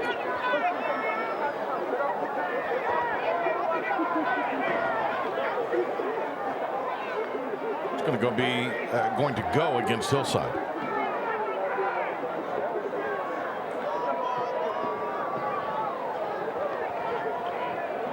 This is a big game for the Falcons for a lot of reasons. It is a county rivalry, city rivalry. It also is one of those games where they're trying to get kind of a win that maybe puts the program over the hump. Yeah. But they have 3 of their last 4 conference games on the road. So you got to kind of defend the home turf here. Yeah, and that was the goal, and they played a really tough non-conference schedule. We got Holly Springs included in that, which we thought they were great last week. So they're battle tested, and Hillside coming in at 5-0. This was going to be a challenge, but Jordan was prepared. Great week of preparation, and for them, fourth quarter, an opportunity to win this ball game. American Military University kickoff, and Hornets get to the football. Bo and Ponsum, who's got a younger brother on the 8-quarter roster here tonight. And let's see what they have drawn up here. Sonny. So far tonight, the Falcons have pushed all the right buttons on offense. They mixed in the run, the pass, the shots down the field, quick screens. They've had success on third down. Addison Bondi has made plays.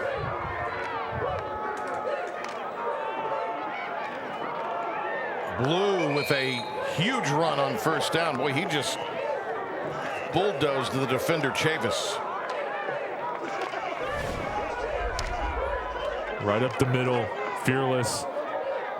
I mean, he's looking for contact. Well, Chavis put the wraps on the play. Courtney and Mittman were the ones that had the contact taken to them, if you will. 3 guys.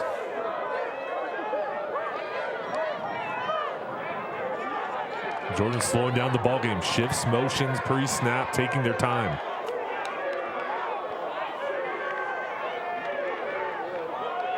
Blue again, and he'll leap forward for the first down on 2nd and short.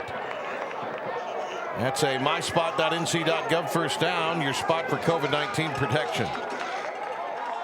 For Blue, these other guys are playing both ways. It's tough. You're not coming off the field. Blue playing so hard on offense. We called his name on the defensive side. He's been out there all night, every snap, making plays.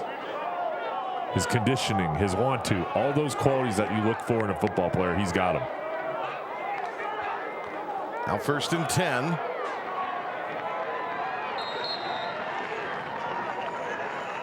Blue wrestled down by a couple of tacklers, Stewart and Ferrier. Big night for him rushing the football. Up over 100 yards now. Talked about Copeland Spell and then Justin Allred, and we mentioned in the first half that Ray Harrison, Air Force vet, going to be going to dental school, but Justin Allred, I'll tell you about this after the play. Blue on 2nd and long will bring up 3rd down after the tackle on the outside. Allred actually originally went to college to study medicine and just kind of fell in love with coaching. And instead majored in education and There you go. He was the offensive coordinator for J.H. Rose when they lost to Charlotte Catholic in the 2015 state title game in Winston-Salem.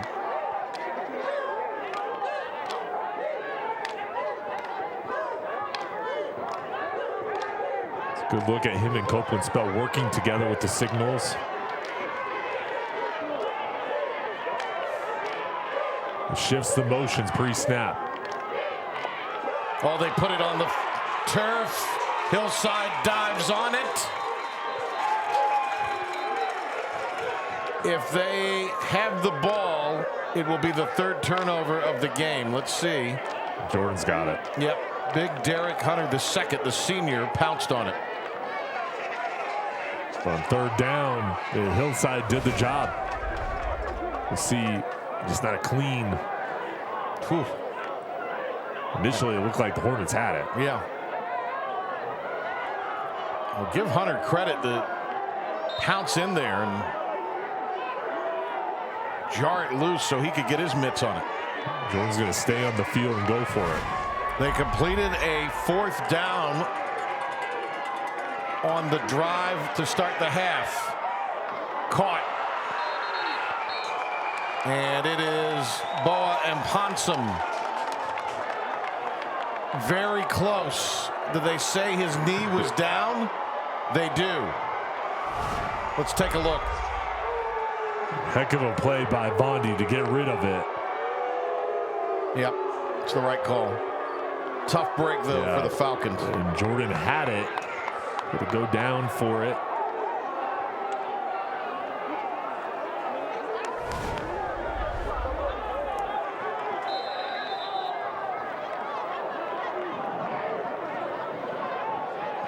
Well, certainly we have talked about his prowess as an offensive caller. He also had Cordell Powell for Rose on that team. So a lot of plays that you draw up when Cordell Powell was a high school player, now with the Kansas City Chiefs, they're going to be successul.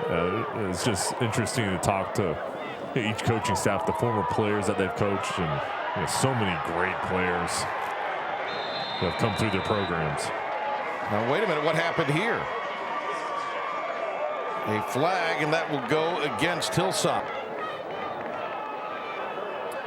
Well, we talked about it earlier in the year when we had the South Garner game, and Coach King, now Antonio King with the Titans, coached Hillside, took over when Harrison left to move to Ohio. His wife had got a promotion in her career, and they felt it was the best move at the time for the family, but he left in 09. That 2010 team, it's going to be a 5-yard face mask. Actually, it'll go against the Falcons here. Wow. But that 2010 team, Sonny, 16-0 for Hillside, 4A state champs, shut out Davie County in the title game in Winston-Salem at BB&T Field, 40-0. Vlad Lee, the quarterback, played at Georgia Tech and James Madison and in the XFL, but they had double-digit guys from that Hillside team that played college. Amazing group of talent. And it was Coach Harrison that kind of shepherded them along from their freshman to junior year. Low snap. Running through tackles is Williams. He did just enough to hold him up. He looks like he's getting stronger, though, as this one goes on. Yeah, he's one of those backs that the more carries he gets, the better he is. And now for Hillside, you've got the ball with the lead. The mindset is, let's score a touchdown. Their offensive coordinator, Vic Bullock, played at UNC and played high school at Warren County, where he was a big-time player there. 1-point lead here for the Hornets. 2nd and 6.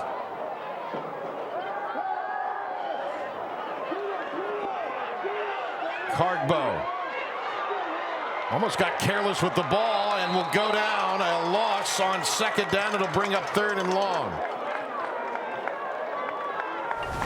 Cargbo is so elusive. He can just extend plays, keep it alive. Now this is what he's got to make sure he corrects. That ball too loose. Lucky it didn't get stripped. But he'll give you a chance as he's rolling out. Taking his time in the pocket now. 3rd and long situation for Jordan's defense. Do you bring pressure? Well, I think you do, but again, you've got to keep him contained. You can't let him get to the outside. They're going to go to the air. Heaves it downfield. It is going to be incomplete. And it is going to be a flag thrown. Henry and Stevens. That's the right call.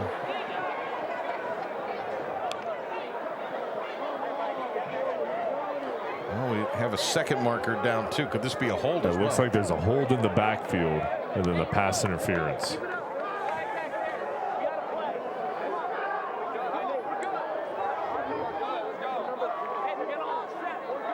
Offsetting, right? So yeah, will this be offsetting and replay?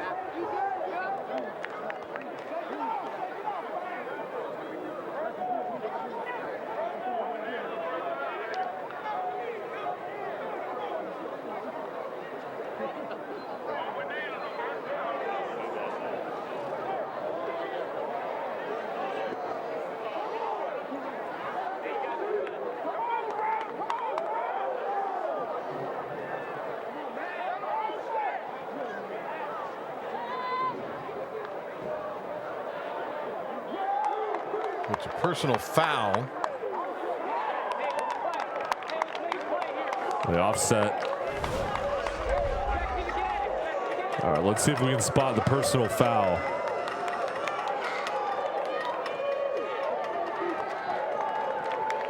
Here's the pass interference. Yeah, that was the right call.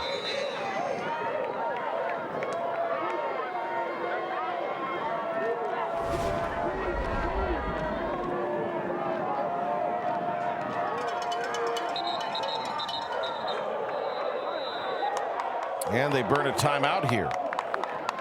5.5 to go. We'll step aside. 1-point game. It'll be 3rd and 9 when we return. It's West Shore home Friday night rivals on a Thursday, presented by Air Experts Heating and Cooling.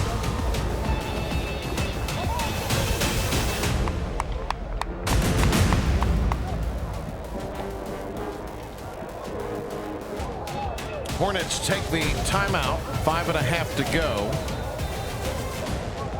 This has been a tight one here tonight. Henry working through some cramping out there. The big one coming up, 3rd down. Hornets now with 2 timeouts remaining.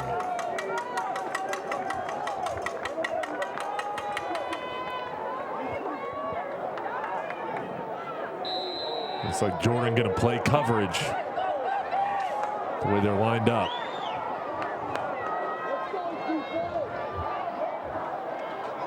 Williams draw. And he will carry tacklers with him downfield. And he'll get the 1st down. He is so good. The counter step over towards the left, come back to the right side. And make one man miss.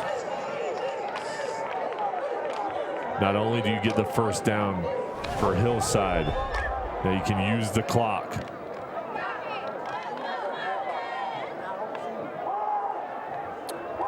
Alexa Kay's been over there on the Hillside sideline, and she's reporting to us that despite the penalties, despite the tension in this game, it's a very calm, workmanlike sideline over there, Sonny.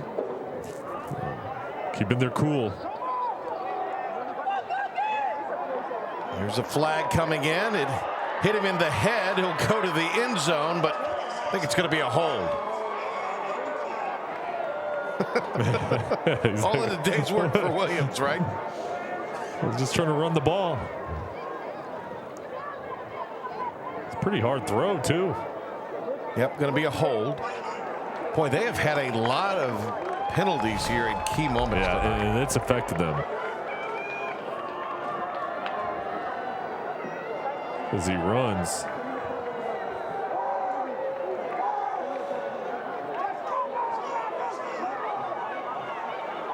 Comes the flag.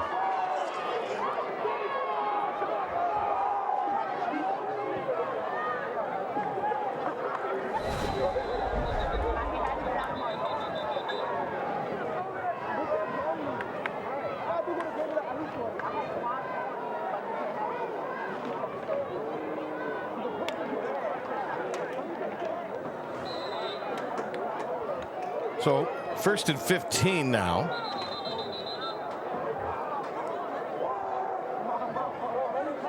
Well, they're trying to get the clock to stop.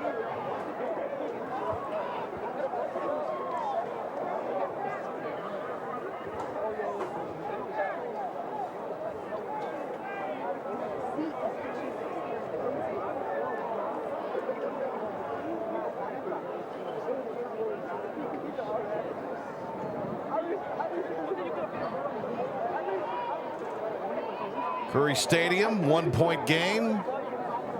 Inside of 5 minutes remaining. Been a great game here tonight.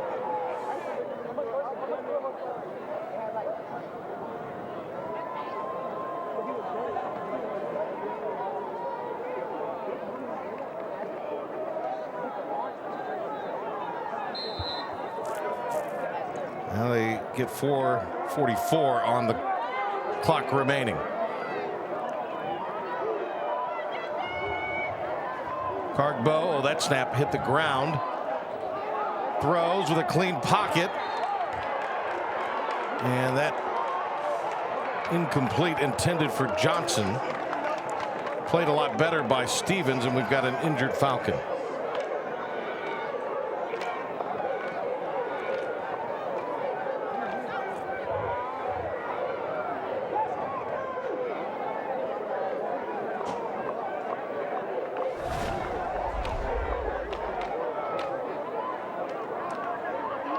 Cargbo, clean pocket.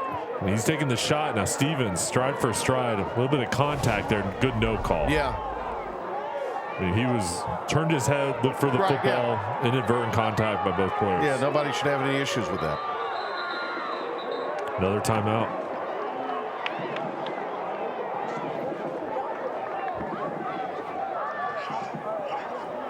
It's been a great game here tonight. Lots of great plays, lots of talent on this field, but only one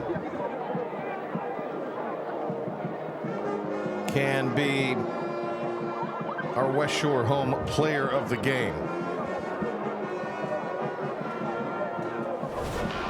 And that player of the game is our Myrion Blue. Tonight's West Shore home player of the game. West Shore Home, convert your old bathtub into a modern and spacious walk-in shower in just one day.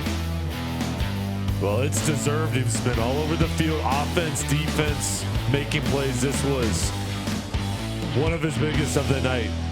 Pick 6 going into the halftime break.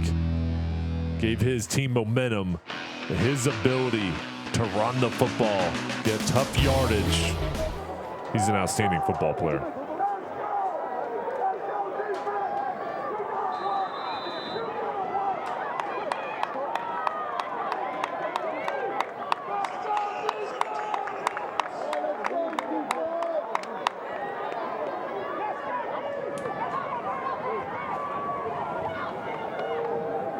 Second down and 15.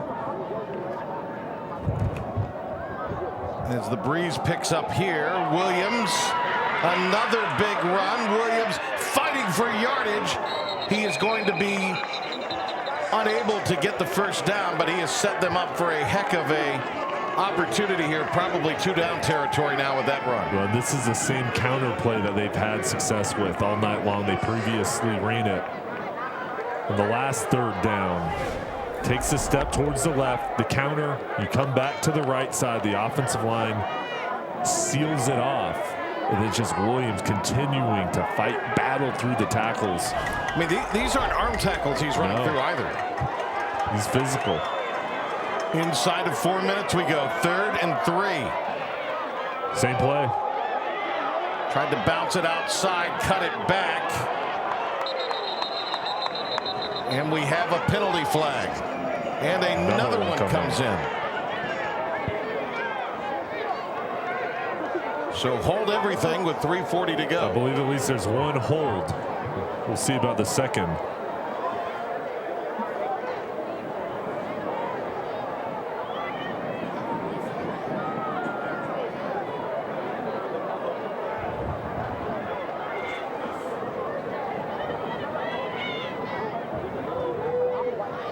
Williams has been the workhorse tonight.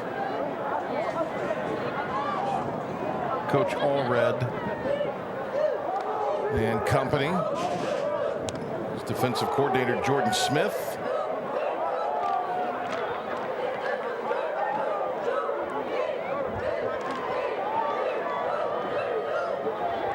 Boy, the penalties have just stung the Hornets here tonight.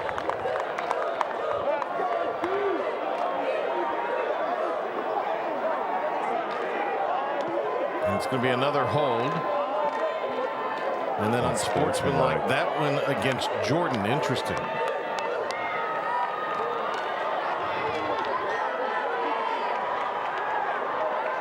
So let's see. It's third and looks like 3rd and inches, 3rd and 1. Yeah, 3rd and 1 is what it's going to be.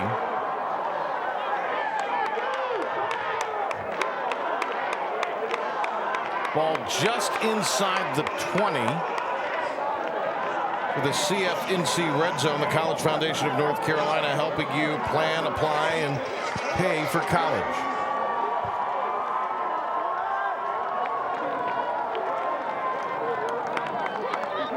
For Hillside, to me, this is 2 downs to get 1 yard. Yeah. And I don't even think they're so much concerned about the yard. They're trying to score here. Right. They have just the 1 timeout. Falcons have 3 remaining. The 2 plays for me, zone read or counter to Williams. He is lined up behind his quarterback, Cardbow.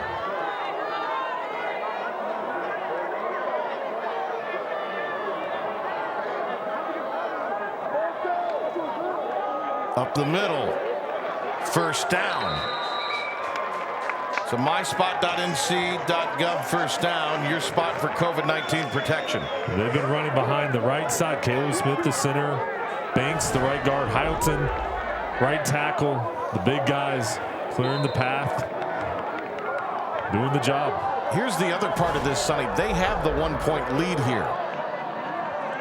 And while they certainly want 6,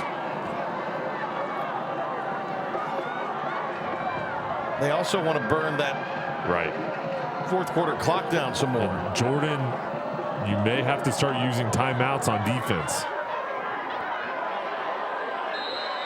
Flag comes in again. We'll see. We may have another hold. And it is. It does back them up, but they have the ability to just keep pounding you. And again, precious seconds now are elapsing off the clock. And for Jordan, these penalties are helping you out, but you've got to stop them on 3rd down.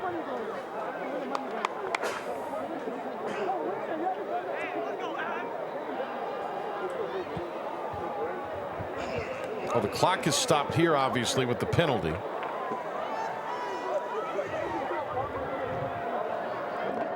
Well, I tell you, they have homecoming next week, and that's a whole different set of emotions. It's a big moment in the school's history. But Coach Harrison's got a lot of things he can coach to on Monday. They're a talented group, 5-0. There's opportunities for improvement. You got to give credit to Jordan. Heck of an opener in conference play for these two here tonight.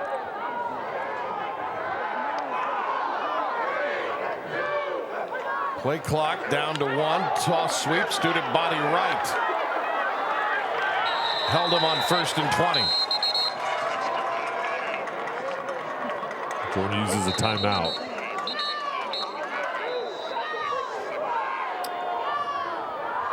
Yeah, several seconds elapsed off the clock. Maybe as much as 10 seconds. I'd say about 10 seconds. They'll have to readjust it. So the Falcons take their first. They have 2 remaining. Jay, are you getting to the point where you have to maybe get a turnover here to try to get it back? I mean, obviously you want to hold him out of the end zone. Yeah. If you give up a field goal, that's one thing in this situation. Well, I think, the conversation in the huddle right now is, yeah, we need a turnover, we need a sack. But the biggest key is you can't, these timeouts, you've got to use these and get a stop and leave yourself an opportunity for time left once you get the ball back.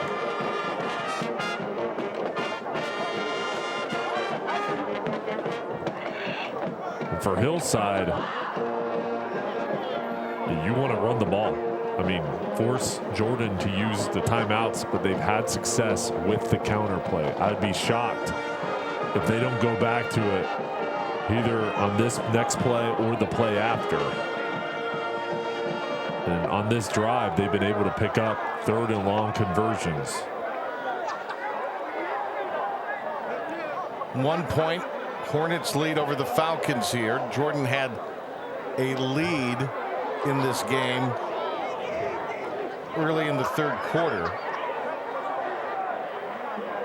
The Hornets coming back to tie it up and take the lead off the extra point kick. They had a 2-point conversion earlier in this game, and that's essentially the difference. It was on the first touchdown. They ran a trick play with Harris throwing a pass into the end zone after they set up a water bucket. On this drive, Hillside's been running it to the right side of the offensive line. They've had a handful of penalties on this drive as well. Counter. And tough yardage. And another timeout taken by the Falcons. Stops the clock with 2:07 to go. Much better job by the Jordan defense. So pick up 6. It's 3rd and 11.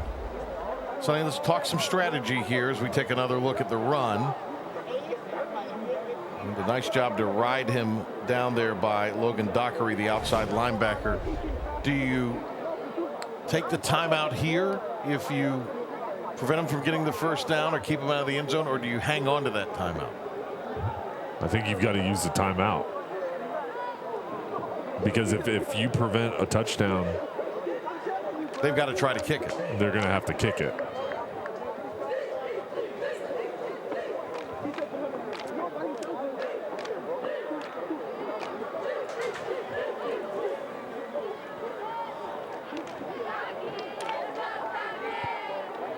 For Hillside, do you throw the ball? I say no. because it would. I say no, yeah. But we also didn't think they were going to throw the ball to end the. Right. I mean, I was calling for it. You've got to keep the ball on the ground. You have to. Yeah. Well, most importantly, for any other reason, it causes Jordan to burn their final timeout. Yeah. Now, watch the quick pass to Williams out to the backfield. Again, they've been liking the right side. That's where they've been going. Again, I'd keep the ball on the ground, but they could do a quick outlet pass to Williams on the short side of the field.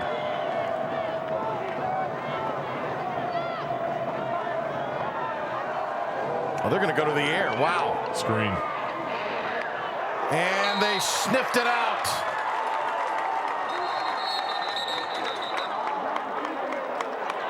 Well done there, and Williams is banged up. Stevens made the tackle with some help from Dockery.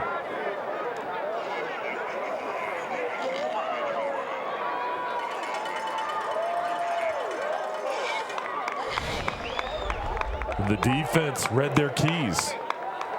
Outstanding job of running to the ball. A couple guys coming over, and Williams still down. Catches the ball. Oh.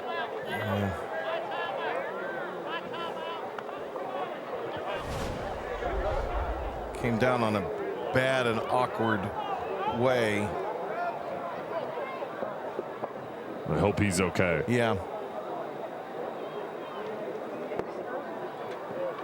Well, he looks like he's communicating with the trainer, so that's a good sign. And the way he's communicating, it looks like it's conversational, and it might be anything.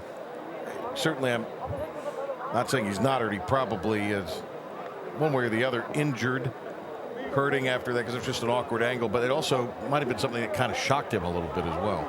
And he's up. I think that's great. Maybe what it was. He kind of maybe a little shaken up, and that does sometimes can send a little shock to the system. A tough fall. Yeah, I mean, just the way it looked. So he's good tough. to see him. God, what a tough youngster he is. I think he wants back in there, Sonny, don't you? Yeah. He's had a great game. So it's 4th and 12. They lose yardage on the play. It would be a 28-yard field goal. Every week we ask coaches about the confidence in their kickers. Right. What's the range? How have they been kicking it? Neither kicker coming to this has attempted a field goal on either side tonight. So that's a lot of pressure to put on the junior, Barahona. That injury, by the way, kept Jordan from using a timeout. Yeah.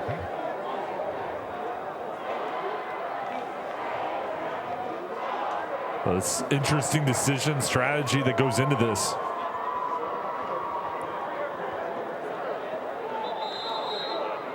I mean, I think it'd be a little bit different if it was maybe 4th and 6 or 7 or less. Well, it looks like. Yep, it looks like they going to bring the kicking unit on the field. Important here because now, even if they make it. Well, no, they're not. Okay. They changed the look. Wow. They have spread it out, so they are going to go to the air here unless Cargbo takes off on a quarterback draw, maybe. There's the threat with Cargbo's legs. Loudest this stadium has been tonight. Throw in the air, knocked away, incomplete.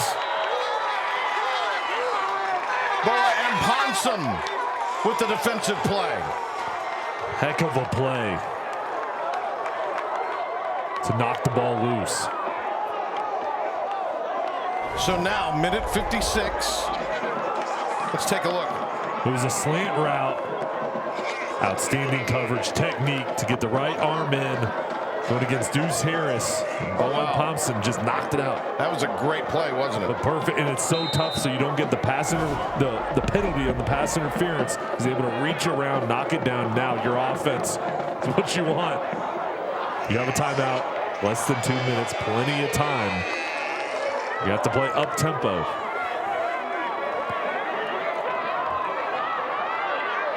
Falcons have dropped 13 of 14 and 2 in a row to Hillside. And that's a huge sack on first down. Jeremiah Holmes comes up with his 7th sack of the year. Well, in the first half, we were talking about how good the defense looked. And they showed it. Got Holmes flying off the edge. One with speed pressure up the middle as well. Clock rolling. They'll throw down the sideline. Knocked away. Intended for Webb. And there defensively, look at that, Sonny. It's Williams. Back in the ball game. Heck of a job over the top to knock it down. So tough. Been playing all night. Gets hurt. Finds his way back into the ball game. Offensive player came down on that leg, too, that had gotten twisted. I don't think you have to throw a deep ball here. Just give the ball to Blue. Let him get yards after the catch. Let him go to work. Screen. Blue. And a foot race. Losing yardage. Back to the 5. Boy, they are swarming all over the place, and that was Kellen Stallings, the safety. The Hillside defense read it perfectly. I mean, so far, they've been spot on right inside of a minute now. The pressure, the multiple guys coming over, reading Blue, and you make the play. 4th down, 21. This is the ball game. Going deep. Out there, in the air. Incomplete.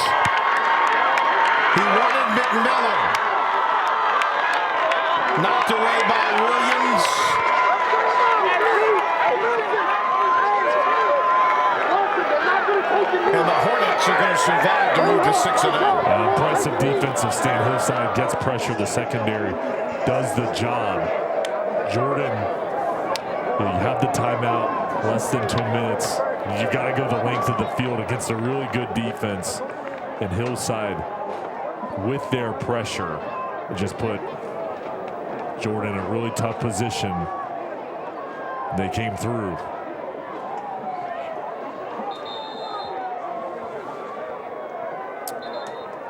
Well, as the Hornets burn their final timeout, take a look now at our Harris Teeter scoring drive of the game. Harris Teeter, your Vic card, saves on fuel, food, and more. 12 plays, 72 yards, over 7 minutes. Edwards, the 14-yard reception. Jamel Edwards. We asked him, is he called Jimmy? And I guess he will go by that as a nickname, like you do Sonny. Right. At least to me and others. Right. But he prefers Jamel. You can call him the youngster who helped form the player of the game. By the way, Alexa did check in with the Hillside trainer, and they said he's fine. So that's why he was back out there. Great job by Alexa hustling there. Sonny, this is just take a knee, isn't it? Take a knee, get on the bus, and you're going to have another victory. So they will win for the 14th time in the last 15 games against Jordan. And for Jordan, back-to-back 1-point losses. Jordan has impressed me thoroughly tonight. Their fight, the game plan, the execution. Again, this is a 5-0 Hillside team, a team that we believe can make a long playoff run. Jordan went blow for blow with them, had their moments. They've shown me a lot. A way to open the deck, 7-4A, knee taken, and that will be the ball game. What an ending.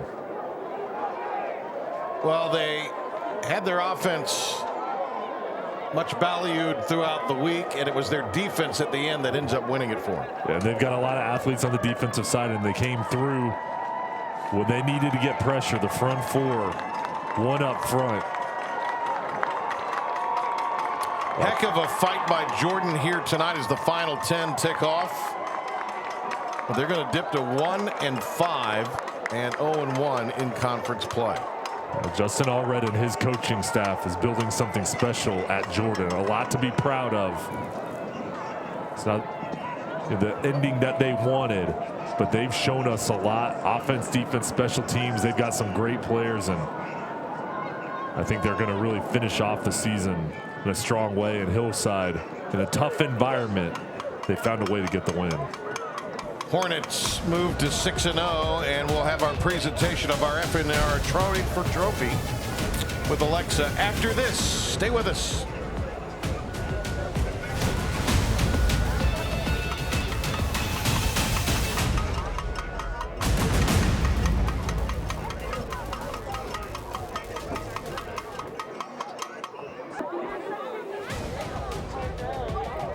Hornets with a 1-point win over the Falcons here tonight on a really excellent edition of Friday Night Rivals. Let's send it down to Alexa with Hillside. Thanks, guys. I'm down here with Hillside. Coach, absolute battle tonight. What did you see from your guys that really propelled you to win? It's all about perseverance. We know we're going to be in the dogfight when we play anybody in Durham. We know they was going to bring their Super Bowl game to us, and it didn't work tonight. Well, what are you taking away from this win and into practice next week? We just can't make minimal mistakes, and just each week we just got to get better and better. Absolutely. Well, congratulations, Coach. Congratulations, guys. Enjoy the win. 6-0 as they win the FNR Trophy winner. And there's Williams there in the thick of it. He had a big game for them tonight. As Hillside 1-0 out of the gates in the DAC 7 conference. They are 6-0 on the year. The Falcons fall 1-5 overall at 0-1 in league play. Well, all of us would like to take a moment to thank the wonderful folks at West Shore Home, Air Experts Heating and Cooling, Campbell University, and Tatum and Atkinson. They make these games possible for viewers at home. And we'd also like to thank our great supporters for their contributions to our Friday Night Rivals telecast. MySpot.nc.gov, Crabtree Mall, United States Marine Corps, CFNC, Harris Teeter, the NCDPS, and American Military University. And we'd like to thank tonight's participating high schools and their administrators for their support, Hillside High School and our host, C.E. Jordan High School. Tune in next Friday when the Nightdale Knights take on the Heritage Huskies a week from tomorrow night for Friday Night Rivals. For our excellent crew, Alexa Kay and Jay Sonholder, I'm Patrick Johnson. What a pleasure to be with you. Hillside with the 1-point win. They moved to 6-0. So long, everybody, and stay safe tomorrow.